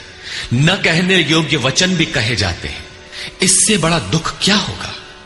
अतः अतो वा प्राप्स्यसि स्वर्गम् जित्वा वा भोक्ष्यसे महीम् तस्मादुत्तिष्ठ कौन्तेय युद्धाय कृतनिश्चयः। इस युद्ध में मरोगे तो स्वर्ग प्राप्त करोगे। स्वर में विचरने की क्षमता रहेगी। श्वास से बाहर प्रकृति में विचरने की धाराएं निरुद्ध हो जाएंगी। परम देव परमात्मा में प्रवेश दिलाने वाली दैवी संपद हृदय में पूर्णतः प्रवाहित रहेगी। अथवा इस संघर्ष में जीतने पर महामहिम स्थिति को प्राप्त करोगे। इसलिए अर्जुन, युद्ध के लिए निश्चय करके खड़ा हो। प्रायः लोग इस श्लोक के अर्थ में समझते हैं कि इस युद्ध में मरोगे तो स्वर्ग जाओगे और जीतोगे तो पृथ्वी का भोग भोगोगे। किंतु आपको स्मरण होगा, अर्जुन कह चुका है, भगवान पृथ्वी ही नहीं अपितु त्रैलोक्य के साम्राज्य और देवताओं के स्वामीपन अर्थात इंद्र पद प्राप्त होने पर भी मैं उस उपाय को नहीं देखता जो इंद्रियों को सुखाने वाले मेरे शोक को दूर कर सके। यदि इतना ही मिलना है तो गोविंद, मैं युद्ध कदापि नहीं करूंगा। यदि इतने पर भी श्री कृष्ण कहते कि अर्जुन लड़ो, जीतोगे तो पृथ्वी पा जाओगे, हारोगे तो स्वर्ग के नागरिक बन जाओगे, तो श्री कृष्ण देते ही क्या है? अर्जुन इससे आगे का सत्य, श्रेय, परम कल्याण की कामना वाला शिष्य था, जिसे सद्गुरुदेव श्री कृष्ण ने बताया कि क्षेत्रज्ञ के इस संघर्ष में यदि शरीर का समय पूरा हो जाता है और लक्ष्य तक नहीं पहुंच सके तो स्वर्ग प्राप्त करोगे, अर्थात स्वर में ही विचरण करने की क्षमता प्राप्त कर लोगे। दैवी संपत्ति हृदय में ढल जाएगी और इस शरीर के रहते रहते संघर्ष में सफल हो जाते हो तो महिम, सबसे महान ब्रह्म की महिमा का उपभोग करोगे, महामहिम की स्थिति प्राप्त कर लोगे। जीतोगे तो सर्वस्व, क्योंकि महामहिमत्व को पाओगे, और हारोगे तो देवत्व। दोनों हाथों में लड्डू रहेंगे, लाभ में भी लाभ और हानि में भी लाभ ही है। पुनः इसी पर बल देते हैं, सुख दुःखे समे कृत्वा लाभालाभो जया जयौ ततो युद्धाय युज्यस्व नैवं पापमवाप्स्यसि। इस प्रकार सुख दुख, लाभ हानि, जय पराजय को समान समझकर तू युद्ध के लिए तैयार हो। युद्ध करने से तू पाप को प्राप्त नहीं होगा, अर्थात सुख में सर्वस्व और दुख में भी देवत्व है। लाभ में महिम की स्थिति अर्थात सर्वस्व और हानि में भी देवत्व है। जय में महामहिम स्थिति और पराजय में भी दैवी संपत्ति पर अधिकार है। इस प्रकार अपने लाभ हानि को भली प्रकार स्वयं समझकर तू युद्ध के लिए तैयार हो। लड़ने में ही दोनों वस्तुएं हैं। लड़ोगे तो पाप अर्थात आवागमन को प्राप्त नहीं होगे, अतः तू युद्ध के लिए तैयार हो। एषा ते विहिता सांख्ये बुद्धिर्योगे त्विमां शृणु बुद्ध्या युक्तो यया पार्थ कर्मबन्धं प्रहास्यसि। यास्यसि। पार्थ, ये बुद्धि तेरे लिए ज्ञान योग के विषय में कही गई है। कौन सी बुद्धि? यही कि युद्ध कर। ज्ञान योग में इतना ही है कि अपनी हस्ती को देखकर लाभ हानि का भली प्रकार विचार करके कि जीतेंगे तो महामहिम स्थिति और हारेंगे तो देवत्व, जय में सर्वस्व और पराजय में भी देवत्व, दोनों तरह लाभ है। युद्ध नहीं करेंगे तो सभी हमें बुरा कहेंगे, भय से उपराम हुआ मानेंगे, अपकीर्ति होगी। इस प्रकार अपने अस्तित्व को सामने रखकर स्वयं विचार कर युद्ध में अग्रसर होना ही ज्ञान योग है। प्रायः लोगों में भ्रांति है कि ज्ञान मार्ग में कर्म युद्ध नहीं करना पड़ता। वे कहते हैं कि ज्ञान मार्ग में कर्म नहीं है। मैं तो शुद्ध हूं, बुद्ध हूं, चैतन्य हूं, अहम ब्रह्मास्मि। गुण ही गुण में बरतते हैं, ऐसा मानकर हाथ पर हाथ रखकर बैठ जाते हैं। योगेश्वर श्री कृष्ण के अनुसार यह ज्ञान योग नहीं है। ज्ञान योग में भी वही कर्म करना है जो निष्काम कर्म योग में किया जाता है। दोनों में केवल बुद्धि का, दृष्टिकोण का अंतर है।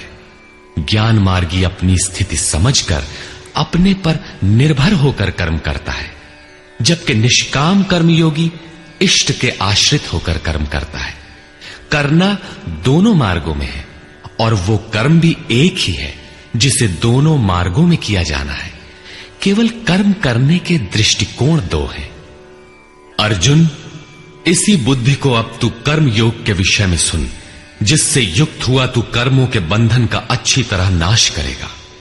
यहां श्री कृष्ण ने कर्म का नाम पहली बार लिया, लेकिन यह नहीं बताया कि कर्म है क्या। अब कर्म न बताकर पहले कर्म की विशेषताओं पर प्रकाश डालते हैं।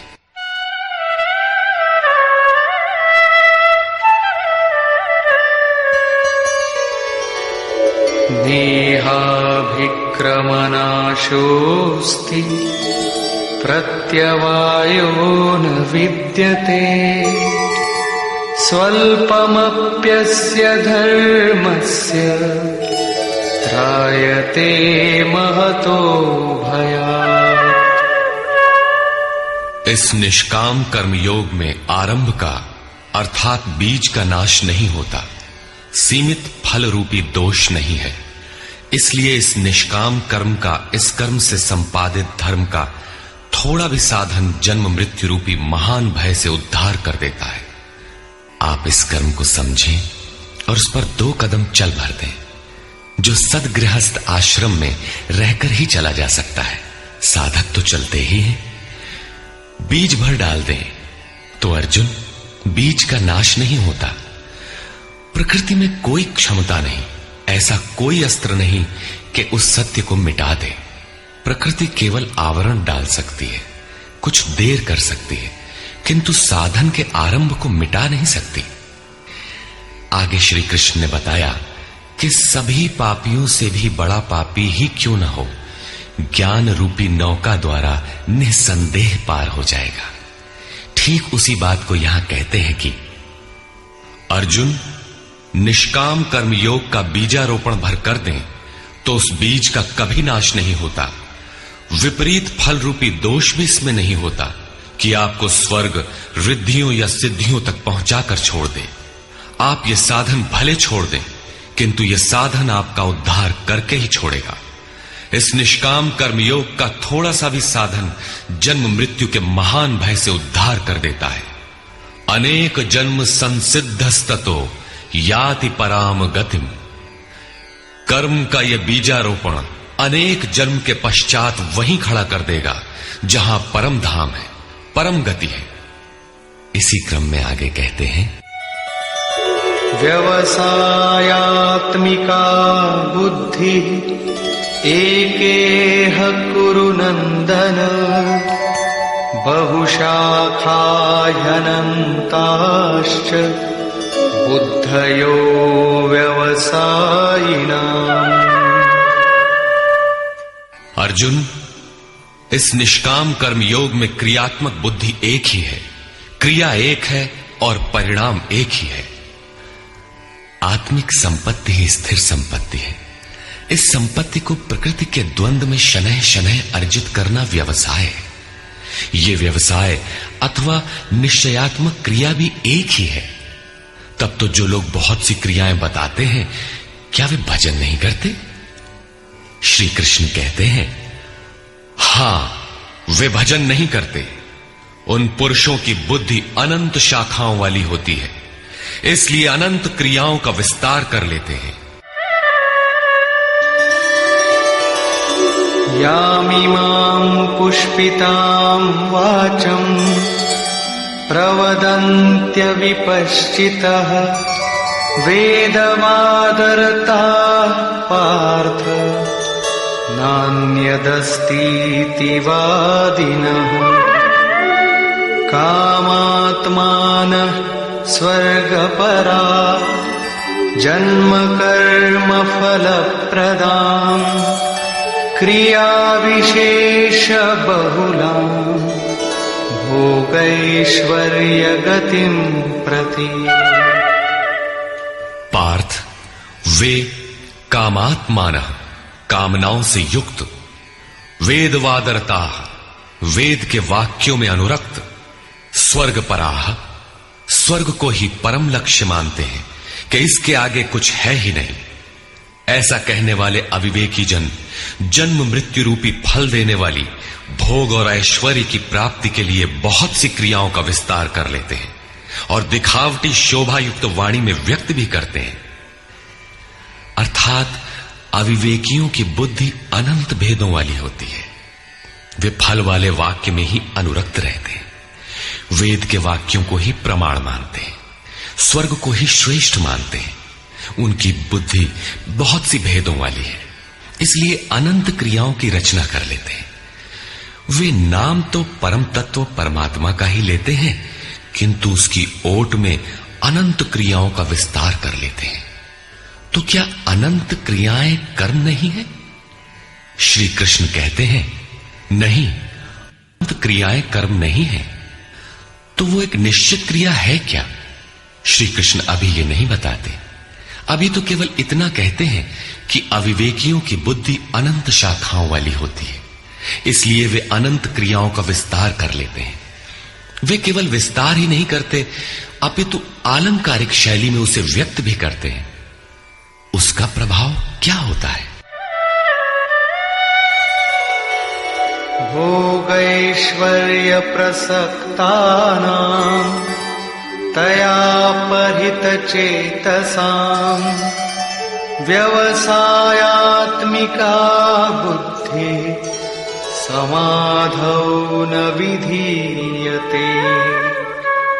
उनकी वाणी की छाप जिन जिन के चित्त पर पड़ जाती है अर्जुन, उनकी भी बुद्धि नष्ट हो जाती है, न कि वे कुछ पाते हैं। उस वाणी द्वारा हरे हुए चित्त वालों के और भोग ऐश्वर्य में आसक्ति वाले पुरुषों के अंतःकरण में क्रियात्मक बुद्धि नहीं रह जाती। इष्ट में समाधिस्थ करने वाली निश्चयात्मक क्रिया उनमें नहीं होती। ऐसे अविवेकियों की वाणी सुनता कौन है? भोग और ऐश्वर्य में आसक्ति वाले ही सुनते हैं, अधिकारी नहीं सुनता। ऐसे पुरुषों में सम और आदि तत्व में प्रवेश दिलाने वाली निश्चयात्मक क्रिया से संयुक्त बुद्धि नहीं होती। प्रश्न उठता है कि वेद वादरता, जो वेद के वचनों में अनुरक्त हैं, क्या वे भी भूल करते हैं? इस पर श्री कृष्ण कहते हैं,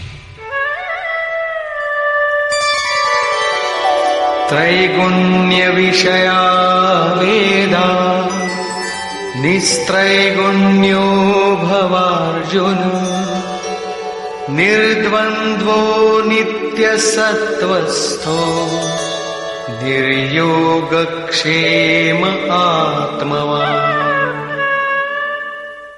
अर्जुन, त्रैगुण्य विषया वेदा, वेद तीनों गुणों तक ही प्रकाश करते हैं, इसके आगे का हाल वे नहीं जानते। इसलिए निस्त्रय गुण्यो भव अर्जुन। अर्जुन, तू तीनों गुणों से ऊपर उठ, अर्थात वेदों के कार्य क्षेत्र से आगे बढ़। कैसे बढ़ा जाए? इस पर श्री कृष्ण कहते हैं, निर्द्वंद्व, सुख दुख के द्वंद्वों से रहित, नित्य सत्य वस्तु में स्थित और योग क्षेम को न चाहता हुआ आत्मपरायण हो। इस प्रकार ऊपर उठ। प्रश्न उठता है कि हम ही उठें या कोई वेदों से ऊपर उठा भी है? श्री कृष्ण बताते हैं कि आगे जो भी उठता है ब्रह्म को जानता है, और जो ब्रह्म को जानता है वो विप्र है। यावानर्थ उदपाने सर्वतः संप्लुतोदके तावान् सर्वेषु वेदेषु ब्राह्मणस्य विजानतः। सब ओर से परिपूर्ण जलाशय को प्राप्त होने पर मनुष्य का छोटे जलाशय से जितना प्रयोजन रहता है, अच्छी प्रकार ब्रह्म को जानने वाले ब्राह्मण का वेदों से उतना ही प्रयोजन रहता है। तात्पर्य यह है कि जो वेदों से ऊपर उठता है वो ब्रह्म को जानता है, वही ब्राह्मण है। अर्थात तू वेदों से ऊपर उठ, ब्राह्मण बन। अर्जुन क्षत्रिय था। श्री कृष्ण कहते हैं कि ब्राह्मण बन। ब्राह्मण, क्षत्रिय इत्यादि वर्ण स्वभाव की क्षमताओं के नाम है। ये कर्म प्रधान है, न कि जन्म से निर्धारित होने वाली कोई रूढ़ी। जिसे गंगा की धारा प्राप्त है उसे क्षुद्र जलाशय से क्या प्रयोजन? कोई उसमें शौच लेता है तो कोई पशुओं को नहला देता है, इसके आगे कोई उपयोग नहीं है। इसी प्रकार ब्रह्म को साक्षात जानने वाले उस विप्र महापुरुष का, उस ब्राह्मण का वेदों से उतना ही प्रयोजन रह जाता है। प्रयोजन रहता अवश्य है, वेद रहते हैं क्योंकि पीछे वालों के लिए उनका उपयोग है। वहीं से चर्चा आरंभ होगी। इसके उपरांत योगेश्वर श्री कृष्ण कर्म करते समय की जाने वाली सावधानियों का प्रतिपादन करते हैं। कर्मण्येवाधिकारस्ते मा फलेषु कदाचन मा कर्मफलहेतुर्भुर् मा ते संगोस्त्वकर्मणि। कर्म करने में ही तेरा अधिकार हो, फल में कभी नहीं। ऐसा समझ के फल है ही नहीं। फल की वासना वाला भी मत हो और कर्म करने में तेरी अश्रद्धा भी ना हो। अब तक योगेश्वर श्री कृष्ण ने 39वें श्लोक में पहली बार कर्म का नाम लिया, किंतु ये नहीं बताया कि वो कर्म है क्या और उसे करें कैसे। उस कर्म की विशेषताओं पर प्रकाश डाला कि अर्जुन, इस कर्म द्वारा तू कर्मों के बंधन से अच्छी प्रकार छूट जाएगा। अर्जुन, इसमें आरंभ का अर्थात बीज का नाश नहीं है। आरंभ कर दे तो प्रकृति के पास कोई उपाय नहीं कि उसे नष्ट कर दे। अर्जुन, इसमें सीमित फल रूपी दोष भी नहीं है कि स्वर्ग रिद्धियों सिद्धियों में फंसाकर खड़ा कर दे। अर्जुन, इस कर्म का थोड़ा भी साधन जन्म मरण के भय से उद्धार कराने वाला होता है। किंतु अभी तक उन्होंने ये नहीं बताया कि वो कर्म है क्या, किया कैसे जाए।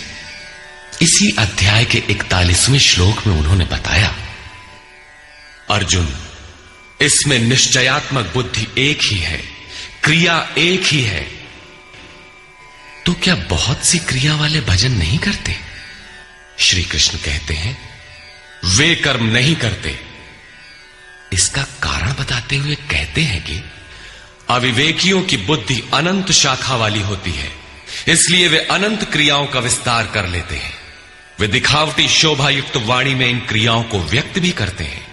उनकी वाणी की छाप जिनके चित्त पर पड़ जाती है, उनकी भी बुद्धि नष्ट हो जाती है। अतः निश्चयात्मक क्रिया एक ही है, लेकिन यह नहीं बताया कि वो क्रिया कौन सी है।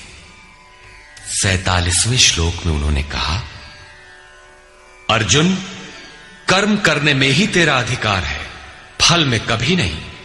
फल की वासना वाला भी मत हो और कर्म करने में तेरी अश्रद्धा ना हो, अर्थात निरंतर करने के लिए उसी में लीन होकर करें। किंतु यह नहीं बताया कि वो कर्म है क्या। प्रायः इस श्लोक का उद्धरण देकर लोग कहते हैं कि कुछ भी करो केवल फल की कामना मत करो। हो गया निष्काम कर्म योग। किंतु अभी तक श्री कृष्ण ने बताया ही नहीं कि कर्म है कौन सा जिसे करें। यहां पर केवल कर्म की विशेषताओं पर प्रकाश डाला कि कर्म देता क्या है और कर्म को करते समय बरती जाने वाली सावधानियां क्या हैं, उन पर प्रकाश डाला। प्रश्न ज्यों का त्यों बना हुआ है, जिसे योगेश्वर आगे अध्याय 3-4 में स्पष्ट करेंगे। पुनः इसी पर बल देते हैं। योगस्थः कुरु कर्माणि संगं त्यक्त्वा धनंजय सिद्ध्य सिद्ध्योः समो भूत्वा समत्वं योग उच्यते। धनंजय, आसक्ति और संग दोष को त्याग कर सिद्धि और असिद्धि में समान भाव रखकर योग में स्थित होकर कर्म कर। कौन सा कर्म? निष्काम कर्म कर। समत्वम योग उच्यते। ये समत्व भाव ही योग कहलाता है। विषमता जिसमें ना हो ऐसा भाव समत्व कहलाता है। रिद्धियां सिद्धियां विषम बनाती हैं, आसक्ति हमें विषम बनाती है, फल की इच्छा विषमता पैदा करती है। इसीलिए फल की वासना न हो, फिर भी कर्म करने में अश्रद्धा ना हो। देखी सुनी सभी वस्तुओं में आसक्ति का त्याग करके प्राप्ति और अप्राप्ति के विषय में न सोचकर केवल योग में स्थित रहते हुए कर्म कर। योग से चित्त चलायमान न हो। योग एक पराकाष्ठा की स्थिति है और एक प्रारंभ की स्थिति भी होती है। प्रारंभ में भी हमारी दृष्टि लक्ष्य पर ही रहनी चाहिए। अतः योग पर दृष्टि रखते हुए कर्म का आचरण करना चाहिए। समत्व भाव अर्थात सिद्धि और असिद्धि में समभाव ही योग कहलाता है।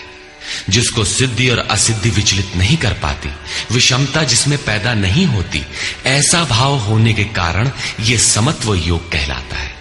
ये इष्ट से समत्व दिलाता है, इसीलिए इसे समत्व योग कहते हैं। कामनाओं का सर्वथा त्याग है, इसलिए इसे निष्काम कर्म योग कहते हैं। कर्म करना है, इसलिए इसे कर्म योग कहते हैं। परमात्मा से मेल कराता है, इसलिए इसका नाम योग अर्थात मेल है। इसमें बौद्धिक स्तर पर ध्यान रखना पड़ता है कि सिद्धि और असिद्धि में समभाव रहे, आसक्ति न हो, फल की वासना न आने पाए। इसलिए यही निष्काम कर्म योग बुद्धि योग भी कहा जाता है। दूरेण ह्यवरं कर्म बुद्धियोगात् धनंजय बुद्धौ शरणमन्विच्छ कृपणाः फलहेतवः। धनंजय, अवरम कर्म, निकृष्ट कर्म, वासना वाले कर्म बुद्धि योग से अत्यंत दूर है। फल की कामना वाले कृपण हैं। वे आत्मा के साथ उदारता नहीं बरतते। अतः समत्व बुद्धि योग का आश्रय ग्रहण कर। जैसी कामना है वैसा मिल भी जाए तो उसे भोगने के लिए शरीर धारण करना पड़ेगा। आवागमन बना है तो कल्याण कैसा? साधक को तो मोक्ष की भी वासना नहीं रखनी चाहिए, क्योंकि वासनाओं से मुक्त होना ही तो मोक्ष है। फल की प्राप्ति का चिंतन करने से साधक का समय व्यर्थ नष्ट हो जाता है और फल प्राप्त होने पर वो उसी फल में उलझ जाता है। उसकी साधना समाप्त हो जाती है। आगे वो भजन क्यों करे? वहां से वो भटक जाता है। इसलिए समत्व बुद्धि से योग का आचरण करें। ज्ञान मार्ग को भी श्री कृष्ण ने बुद्धि योग कहा था कि अर्जुन, ये बुद्धि तेरे लिए ज्ञान योग के विषय में कही गई। और यहां निष्काम कर्म योग को भी बुद्धि योग कहा गया। वस्तुतः दोनों में बुद्धि का दृष्टिकोण का ही अंतर है। उसमें लाभ हानि का रिकॉर्ड रखकर उसे जांच कर चलना पड़ता है। इसमें भी बौद्धिक स्तर पर समत्व बनाए रखना पड़ता है। इसलिए इसे समत्व बुद्धि योग कहा जाता है। इसलिए धनंजय, तू समत्व बुद्धि योग का आश्रय ग्रहण कर, क्योंकि फल की वासना वाले अत्यंत कृपण हैं। बुद्धियुक्तो जहातीह उभे सुकृत दुष्कृते तस्माद्योगाय युज्यस्व योग कर्मसु कौशलम्। समत्व बुद्धि युक्त पुरुष पुण्य पाप दोनों को ही इसी लोक में त्याग देता है, उनसे लिपायमान नहीं होता। इसलिए समत्व बुद्धि योग के लिए चेष्टा कर। योगः कर्मसु कौशलम। समत्व बुद्धि के साथ कर्मों का आचरण कौशल ही योग है। संसार में कर्म करने के दो दृष्टिकोण प्रचलित हैं। लोग कर्म करते हैं तो उसका फल भी अवश्य चाहते हैं, या फल न मिले तो कर्म करना ही नहीं चाहते। किंतु योगेश्वर श्री कृष्ण इन कर्मों को बंधनकारी बताते हुए आराधना को एकमात्र कर्म मानते हैं। इस अध्याय में उन्होंने कर्म का नाम मात्र लिया। अध्याय 3 के 9वें श्लोक में उसकी परिभाषा दी और चौथे अध्याय में कर्म के स्वरूप पर विस्तार से प्रकाश डाला। प्रस्तुत श्लोक में श्री कृष्ण ने सांसारिक परंपरा से हटकर कर्म करने की कला बताई कि कर्म तो करो, श्रद्धा पूर्वक करो, किंतु फल के अधिकार को स्वेच्छा से छोड़ दो। फल जाएगा कहां? यही कर्मों के करने का कौशल है। निष्काम साधक की समग्र शक्ति इस प्रकार कर्म में लगी रहती है। फिर भी जिज्ञासा स्वाभाविक है कि क्या सदैव कर्म ही करते रहना है या इसका कुछ परिणाम भी निकलेगा? इसे देखें। कर्मजं बुद्धियुक्ता हि फलं त्यक्त्वा मनीषिणः जन्मबन्धविनिर्मुक्ताः पदं गच्छन्त्यनामयम्। बुद्धि योग से युक्त ज्ञानी जन कर्मों से उत्पन्न होने वाले फल को त्याग कर जन्म और मृत्यु के बंधन से छूट जाते हैं। वे निर्दोष अमृतमय परम पद को प्राप्त होते हैं। अर्जुन की दृष्टि त्रिलोकी के साम्राज्य तथा देवताओं के स्वामीपन तक ही सीमित थी। इतने तक के लिए भी वो युद्ध में प्रवृत्त नहीं हो रहा था। यहां श्री कृष्ण उसे नवीन तथ्य उद्घाटित करते हैं कि आसक्ति रहित कर्म द्वारा अनामय पद प्राप्त होता है। निष्काम कर्म योग परम पद को दिलाता है, जहां मृत्यु का प्रवेश नहीं है। इस कर्म में प्रवृत्ति कब होगी? यदा ते मोह कलिलं बुद्धिर्व्यतितरिष्यति तदा गन्तासि निर्वेदं श्रोतव्यस्य श्रुतस्य च। जिस काल में तेरी साधक की बुद्धि मोह रूपी दलदल को पूर्णतः पार कर लेगी, लेश मात्र भी मोह न रह जाए, उस समय जो सुनने योग्य है उसे तू सुन सकेगा और सुने हुए के अनुसार वैराग्य को प्राप्त हो सकेगा, अर्थात उसे आचरण में ढाल सकेगा। अभी तो जो सुनने लायक है उसे न तो तू सुन पाया है और आचरण का तो प्रश्न ही नहीं खड़ा होता। इसी योग्यता पर पुनः प्रकाश डालते हैं।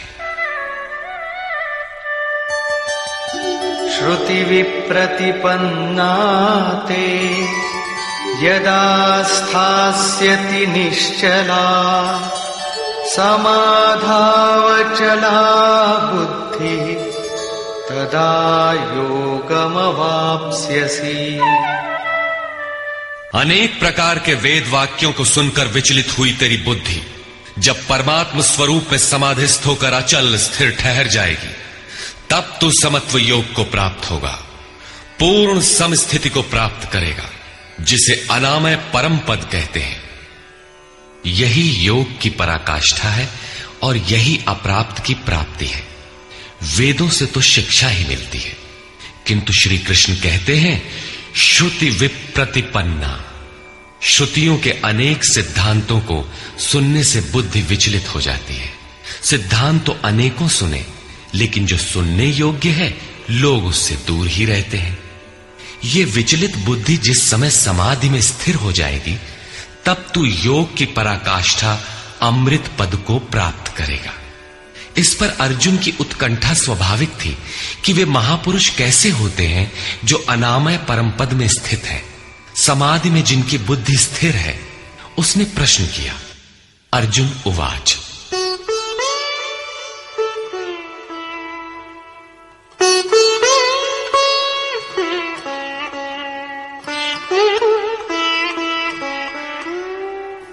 स्थितप्रज्ञस्य का भाषा समाधिस्थस्य केशव स्थितधिः किं प्रभाषेत किमासीत व्रजेत किम्। समाधीयते चित्तम यस्मिन् स आत्मा एव समाधिः।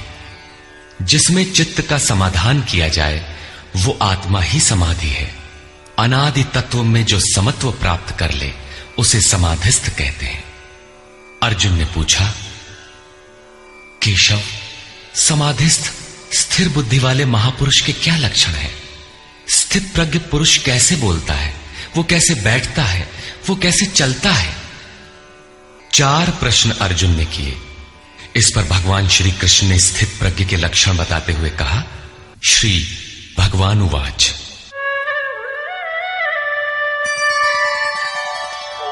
प्रजहाति यदा कामान् सर्वान् पार्थमनोगतान् आत्मन्येवात्मना तुष्टः स्थितप्रज्ञस्तदुच्यते। पार्थ, जब मनुष्य मन में स्थित संपूर्ण कामनाओं को त्याग देता है तब वो आत्मा से ही आत्मा में संतुष्ट हुआ स्थिर बुद्धि वाला कहा जाता है। कामनाओं के त्याग पर ही आत्मा का दिग्दर्शन होता है। ऐसा आत्माराम आत्मतृप्त महापुरुष ही स्थित प्रज्ञ है। दुःखेष्वनुद्विग्नमनाः सुखेषु विगतस्पृहः वीतरागभयक्रोधः स्थितधीर्मुनिरुच्यते। दैहिक, दैविक तथा भौतिक दुखों में जिसका मन उद्विग्न नहीं होता, सुखों की प्राप्ति में जिसकी स्पृहा दूर हो गई है तथा जिसके राग, भय और क्रोध नष्ट हो गए हैं, मननशीलता की चरम सीमा पर पहुंचा हुआ मुनि स्थित प्रज्ञ कहा जाता है। उसके अन्य लक्षण बताते हैं। यः सर्वत्रानभिस्नेहः तत्तत्प्राप्य शुभाशुभम् नाभिनन्दति न द्वेष्टि तस्य प्रज्ञा प्रतिष्ठिता। जो पुरुष सर्वत्र स्नेह रहित हुआ, शुभ अथवा अशुभ को प्राप्त होकर न तो प्रसन्न होता है और न द्वेष करता है, उसकी बुद्धि स्थिर है। शुभ वो है जो परमात्म स्वरूप में लगाता है, अशुभ वो है जो प्रकृति की ओर ले जाने वाला होता है। किंतु स्थित प्रज्ञ पुरुष अनुकूल परिस्थितियों से न प्रसन्न होता है और न प्रतिकूल परिस्थितियों से द्वेष करता है, क्योंकि प्राप्त होने योग्य वस्तु न उससे भिन्न है और न पतित करने वाले विकार ही उसके लिए है। अर्थात अब साधन से उसका अपना कोई प्रयोजन नहीं रहा। ऐसा व्यक्ति स्थित प्रज्ञ कहा जाता है। यदा संहरते चायं कूर्मोऽङ्गानीव सर्वशः इन्द्रियाणीन्द्रियार्थेभ्यः तस्य प्रज्ञा प्रतिष्ठिता। जिस प्रकार कछुआ अपने अंगों को समेट लेता है, ठीक वैसे ही ये पुरुष जब सब ओर से अपने अंगों को समेट लेता है तब उसकी बुद्धि स्थिर होती है। खतरे को देखते ही कछुआ जिस प्रकार अपने सिर और पैर समेट लेता है, ठीक इसी प्रकार जो पुरुष विषयों में विचरती हुई इंद्रियों को सब ओर से समेटकर हृदय देश में निरोध कर लेता है, उस काल में उस पुरुष की बुद्धि स्थिर होती है। किंतु ये तो एक दृष्टांत मात्र है। खतरे का एहसास मिटते ही कछुआ तो अपने अंगों को पुनः फैला देता है। क्या इसी प्रकार स्थित प्रज्ञ महापुरुष भी विषयों में रस लेने लगता है? इस पर कहते हैं, विषया विनिवर्तन्ते निराहारस्य देहिनः रसवर्जं रसोऽप्यस्य परं दृष्ट्वा निवर्तते। इंद्रियों द्वारा विषयों को न ग्रहण करने वाले पुरुषों के विषय तो निवृत्त हो जाते हैं, क्योंकि वे ग्रहण ही नहीं करते, किंतु उनका राग नहीं निवृत्त होता, आसक्ति लगी रहती है।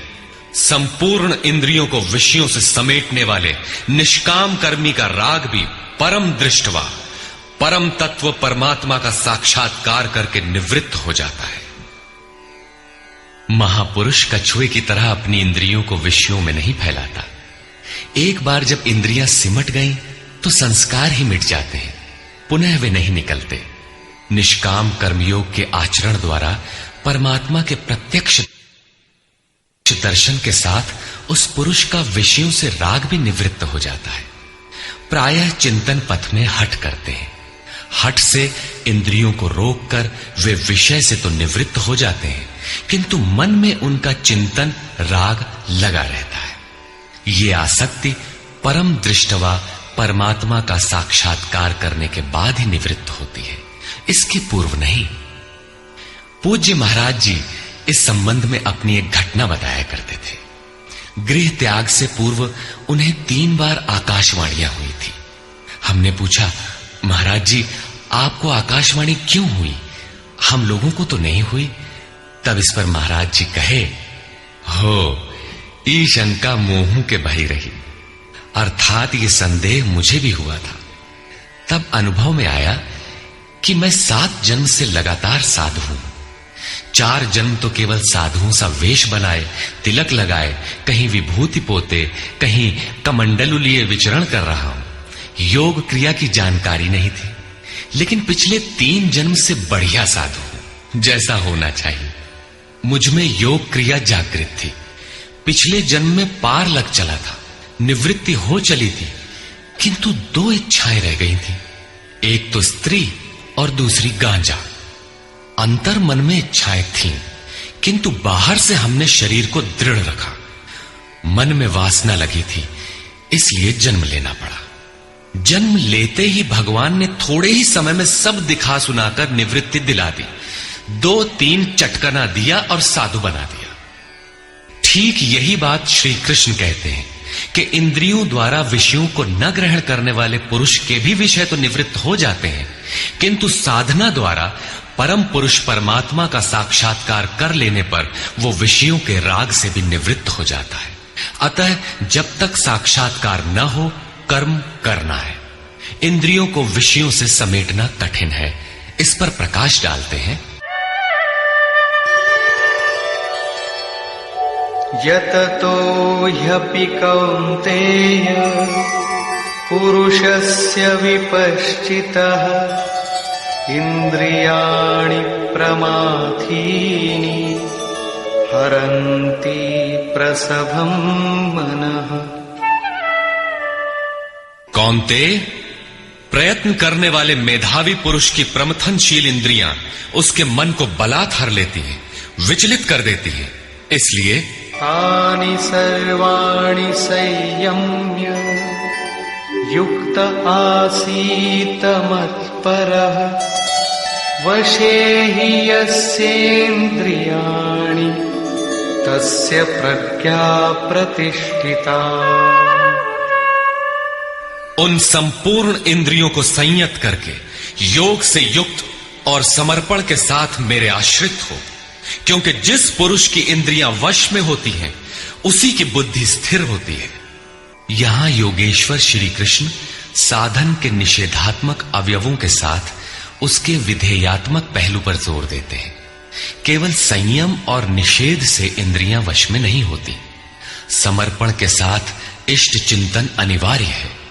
इष्ट चिंतन के अभाव में विषय चिंतन होगा, जिसके कुपरिणाम श्री कृष्ण के ही शब्दों में देखें।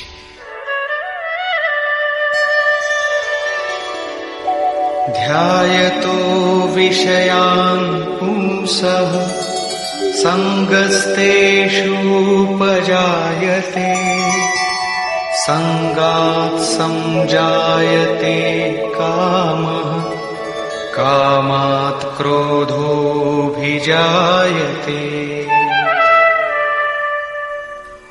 विषयों का चिंतन करने वाले पुरुष की उन विषयों में आसक्ति हो जाती है। आसक्ति से कामना उत्पन्न होती है। कामना पूर्ति में व्यवधान आने से क्रोध उत्पन्न होता है। क्रोध किसे जन्म देता है? क्रोधाद् भवति सम्मोहः सम्मोहात् स्मृतिविभ्रमः स्मृतिभ्रंशात् बुद्धिनाशो बुद्धिनाशात् प्रणश्यति। क्रोध से विशेष मूढ़ता अर्थात अविवेक उत्पन्न होता है। नित्य अनित्य वस्तु का विचार नहीं रह जाता। अविवेक से स्मरण शक्ति भ्रमित हो जाती है, जैसा अर्जुन को हुआ था। भ्रमतीव च मे मनः। गीता के समापन पर उसने कहा, नष्टो मोह स्मृतिर्लब्धा। क्या करें क्या न करें इसका निर्णय नहीं हो पाता। स्मृति भ्रमित होने से योग परायण बुद्धि नष्ट हो जाती है और बुद्धि नाश होने से ये पुरुष अपने श्रेय साधन से च्युत हो जाता है। यहां श्री कृष्ण ने बल दिया है कि विषयों का चिंतन नहीं करना चाहिए। साधक को नाम रूप लीला और धाम में ही कहीं लगे रहना चाहिए। भजन में ढील देने पर मन विषयों में जाएगा। विषयों के चिंतन से आसक्ति हो जाती है। आसक्ति से उस विषय की कामना साधक के अंतर मन में होने लगती है। कामना की पूर्ति में व्यवधान होने पर क्रोध, क्रोध से अविवेक, अविवेक से स्मृति भ्रम और स्मृति भ्रम से बुद्धि नष्ट हो जाती है। निष्काम कर्म योग को बुद्धि योग कहा जाता है, क्योंकि बुद्धि स्तर पर इसमें विचार रखना चाहिए कि कामनाएं न आने पाए। फल है ही नहीं। कामना आने से यह बुद्धि योग नष्ट हो जाता है। साधन करिय विचारहीन मन शुद्ध होए नहीं तैसे। विचार आवश्यक है। विचार शून्य पुरुष श्रेय साधन से नीचे गिर जाता है। साधन क्रम टूट जाता है, सर्वथा नष्ट नहीं होता। भोग के पश्चात साधन वहीं से पुनः आरंभ होता है जहां अवरुद्ध हुआ था। ये तो विषयाभिमुख साधक की गति है। स्वाधीन अंतःकरण वाला साधक किस गति को प्राप्त होता है? इस पर श्री कृष्ण कहते हैं, रागद्वेष वियुक्तैस्तु विषयानीन्द्रियैश्चरन् आत्मवश्यैर्विधेयात्मा प्रसादमधिगच्छति। आत्मा की विधि को प्राप्त प्रत्यक्षदर्शी महापुरुष राग द्वेष से रहित वश में की हुई अपनी इंद्रियों द्वारा विषयान चरण, विषयों में विचरता हुआ भी प्रसाद मधिगच्छति, अंतःकरण की निर्मलता को प्राप्त होता है। वो अपनी भाव दृष्टि में रहता है। महापुरुष के लिए विधि निषेध नहीं रह जाते। उसके लिए कहीं अशुभ नहीं रहता जिससे वो बचाव करे, तथा उसके लिए कोई शुभ शेष नहीं रह जाता जिसकी वो कामना करे।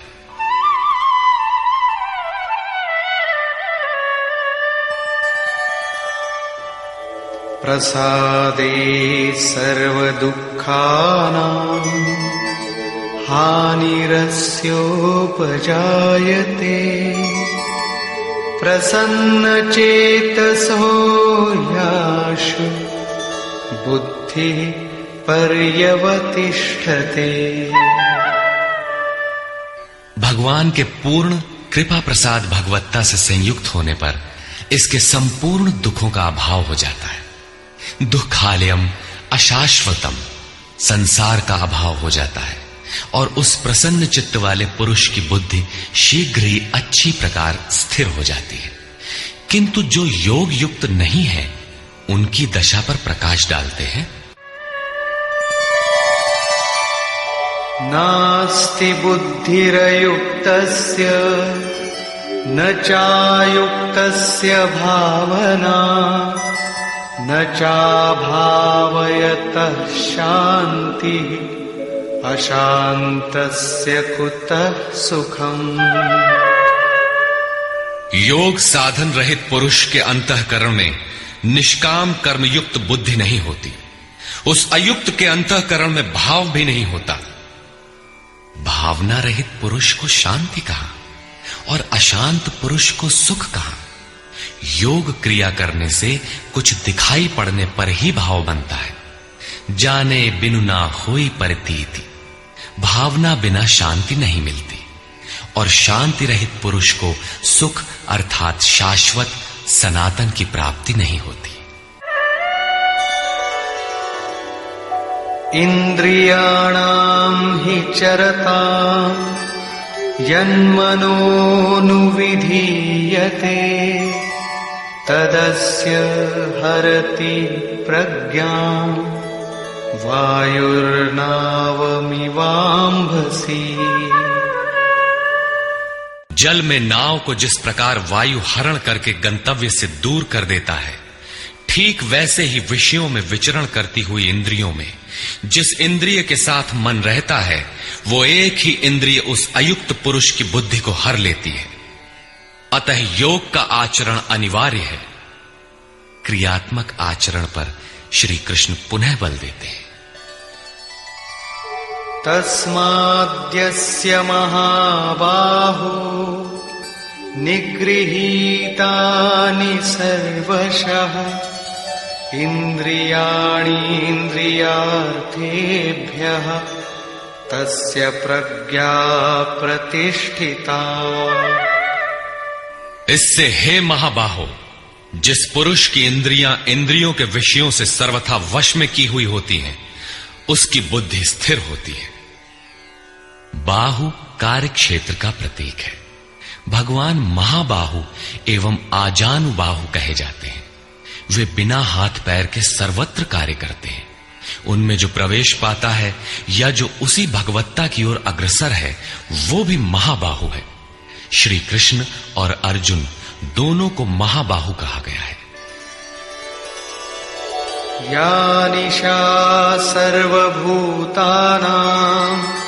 तस्यां जागर्ति संयमी यस्यां जागृति भूतानि सा निशा पश्यतो मुनिः।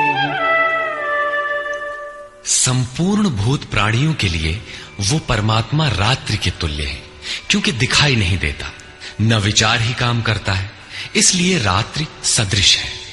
उस रात्रि में परमात्मा में संयमी पुरुष भली प्रकार देखता है, चलता है, जागता है, क्योंकि वहां उसकी पकड़ है। योगी इंद्रियों के संयम द्वारा उसमें प्रवेश पा जाता है। जिन नाशवान सांसारिक सुख भोग के लिए संपूर्ण प्राणी रात दिन परिश्रम करते हैं, योगी के लिए वही निशा है। रमा विलासु राम अनुरागी तजत बमन जिमि जन बड़ भागी। जो योगी परमार्थ पथ में निरंतर सजग और भौतिक ऐषणाओं से सर्वथा निष्प्रिय होता है, वही उस इष्ट में प्रवेश पाता है। वो रहता तो संसार में ही है, किंतु संसार का उस पर प्रभाव नहीं पड़ता। महापुरुष की इस रहने का चित्रण देखें। आपूर्यमाणमचल प्रतिष्ठम् समुद्रमापः प्रविशन्ति यद्वत् तद्वत् कामायं प्रविशन्ति सर्वे स शान्तिमाप्नोति न कामकामी। जैसे सब ओर से परिपूर्ण अचल प्रतिष्ठा वाले समुद्र में नदियों के जल उसको चलायमान न करते हुए बड़े वेग से उसमें समा जाते हैं, ठीक वैसे ही परमात्मा में स्थित प्रज्ञ पुरुष में संपूर्ण भोग विकार उत्पन्न किए बिना समा जाते हैं। ऐसा पुरुष परम शांति को प्राप्त होता है, न कि भोगों को चाहने वाला। भयंकर वेग से बहने वाली सहस्त्रों नदियों के स्रोत फसल को नष्ट करते हुए, हत्याएं करते हुए, नगरों को डुबाते हुए, हाहाकार मचाते हुए बड़े वेग से समुद्र में गिरते हैं, किंतु समुद्र को न 1 इंच ऊपर उठा पाते हैं और न गिरा ही पाते हैं, बल्कि उसी में समाहित हो जाते हैं। ठीक इसी प्रकार स्थित प्रज्ञ महापुरुष के प्रति संपूर्ण भोग उतने ही वेग से आते हैं, किंतु समाहित हो जाते हैं। उन महापुरुषों में न शुभ संस्कार डाल पाते हैं न अशुभ। योगी के कर्म अशुक्ल और अकृष्ण होते हैं, क्योंकि जिस चित्त पर संस्कार पड़ते हैं उसका निरोध और विलीनीकरण हो गया। इसके साथ ही भगवत्ता की स्थिति आ गई। अब संस्कार पड़े भी तो कहां? इस एक ही श्लोक में श्री कृष्ण ने अर्जुन के कई प्रश्नों का समाधान कर दिया। उसकी जिज्ञासा थी कि स्थित प्रज्ञ महापुरुष के लक्षण क्या है, वो कैसे बोलता है, कैसे बैठता है, कैसे चलता है। श्री कृष्ण ने एक ही शब्द में उत्तर दिया कि वे समुद्रवत होते हैं। उनके लिए विध निषेध नहीं होता कि ऐसे बैठो और ऐसे चलो। वे ही परम शांति को प्राप्त होते हैं, क्योंकि वे संयमी हैं। भोगों की कामना वाला शांति नहीं पाता। इसी पर पुनः बल देते हैं, विहाय कामान्य सर्वान् पुमांश्चरति निःस्पृहः निर्ममो निरहंकारः स शान्तिमधिगच्छति। जो पुरुष संपूर्ण कामनाओं को त्याग कर निर्ममः, मैं और मेरे के भाव तथा अहंकार और स्पृहा से रहित होता हुआ बरतता है, वो उस परम शांति को प्राप्त होता है जिसके बाद कुछ भी पाना शेष नहीं रह जाता। एषा ब्राह्मी स्थितिः पार्थ नैनां प्राप्य विमुह्यति स्थित्वा स्यामन्तकालेऽपि ब्रह्मनिर्वाणमृच्छति।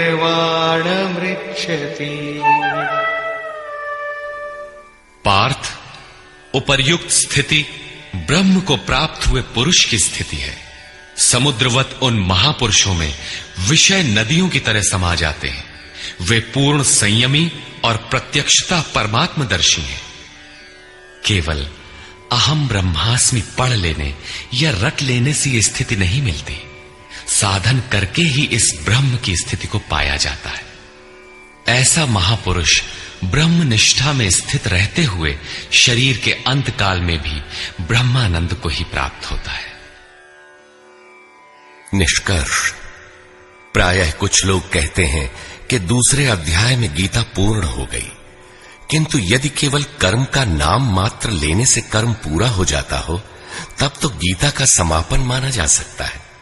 इस अध्याय में योगेश्वर श्री कृष्ण ने यही बताया कि अर्जुन, निष्काम कर्मयोग के विषय में सुन, जिसे जानकर तू संसार बंधन से छूट जाएगा। कर्म करने में तेरा अधिकार है, फल में कभी नहीं।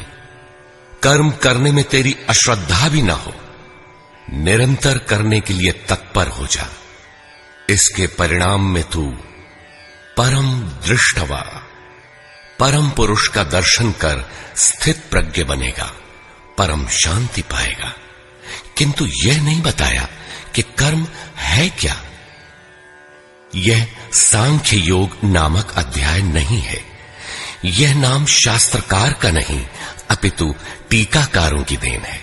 वे अपनी बुद्धि के अनुसार ही ग्रहण करते हैं, तो आश्चर्य क्या है। इस अध्याय में कर्म की गरिमा, उसे करने में बरती जाने वाली सावधानी और स्थित प्रज्ञ के लक्षण बताकर श्री कृष्ण ने अर्जुन के मन में कर्म के प्रति उत्कंठा जागृत की है। उसे कुछ प्रश्न दिए हैं। आत्मा शाश्वत है, सनातन है, उसे जानकर तत्वदर्शी बनो। उसकी प्राप्ति के 2 साधन हैं, ज्ञान योग और निष्काम कर्म योग। अपनी शक्ति को समझकर हानि लाभ का स्वयं निर्णय लेकर कर्म में प्रवृत्त होना ज्ञान मार्ग है। तथा इष्ट पर निर्भर होकर समर्पण के साथ उसी कर्म में प्रवृत्त होना निष्काम कर्म मार्ग या भक्ति मार्ग है। गोस्वामी तुलसीदास ने दोनों का चित्रण इस प्रकार किया है। मोरे प्रौढ़ तनय सम ज्ञानी, बालक सुत समदास अमानी, जनहि मोर बल निज बल ताही, दुह कह काम क्रोध रिपु आही। मेरे दो प्रकार के भजने वाले हैं, एक ज्ञान मार्गी, दूसरा भक्ति मार्गी। निष्काम कर्म मार्गी या भक्ति मार्गी शरणागत होकर मेरा आश्रय लेकर चलता है। ज्ञान योगी अपनी शक्ति सामने रखकर अपनी हानि लाभ का विचार कर अपने भरोसे चलता है, जबकि दोनों के शत्रु एक ही हैं। ज्ञान मार्गी को काम क्रोधादि शत्रुओं पर विजय पाना है और निष्काम कर्म योगी को भी इन्हीं से युद्ध करना है। कामनाओं का त्याग दोनों करते हैं और दोनों मार्गों में किया जाने वाला कर्म भी एक ही है। इस कर्म के परिणाम में परम शांति को प्राप्त हो जाओगे। लेकिन यह नहीं बताया कि कर्म है क्या। अब आपके भी समक्ष कर्म एक प्रश्न है। अर्जुन के मन में भी कर्म के प्रति जिज्ञासा हुई। तीसरे अध्याय के आरंभ में ही उसने कर्म विषयक प्रश्न प्रस्तुत किया। अतः ओम तत्सदिति श्रीमद्भगवद गीता सूपनिषत्सु ब्रह्म विद्यायाम योग शास्त्रे श्री कृष्णार्जुन संवादे कर्म जिज्ञासा नाम द्वितीयो अध्यायः। इस प्रकार स्वामी अड़गड़ानंद कृत श्रीमद् भगवद गीता के भाष्य यथार्थ गीता का दूसरा अध्याय पूर्ण होता है। हरि ओम तत्सत।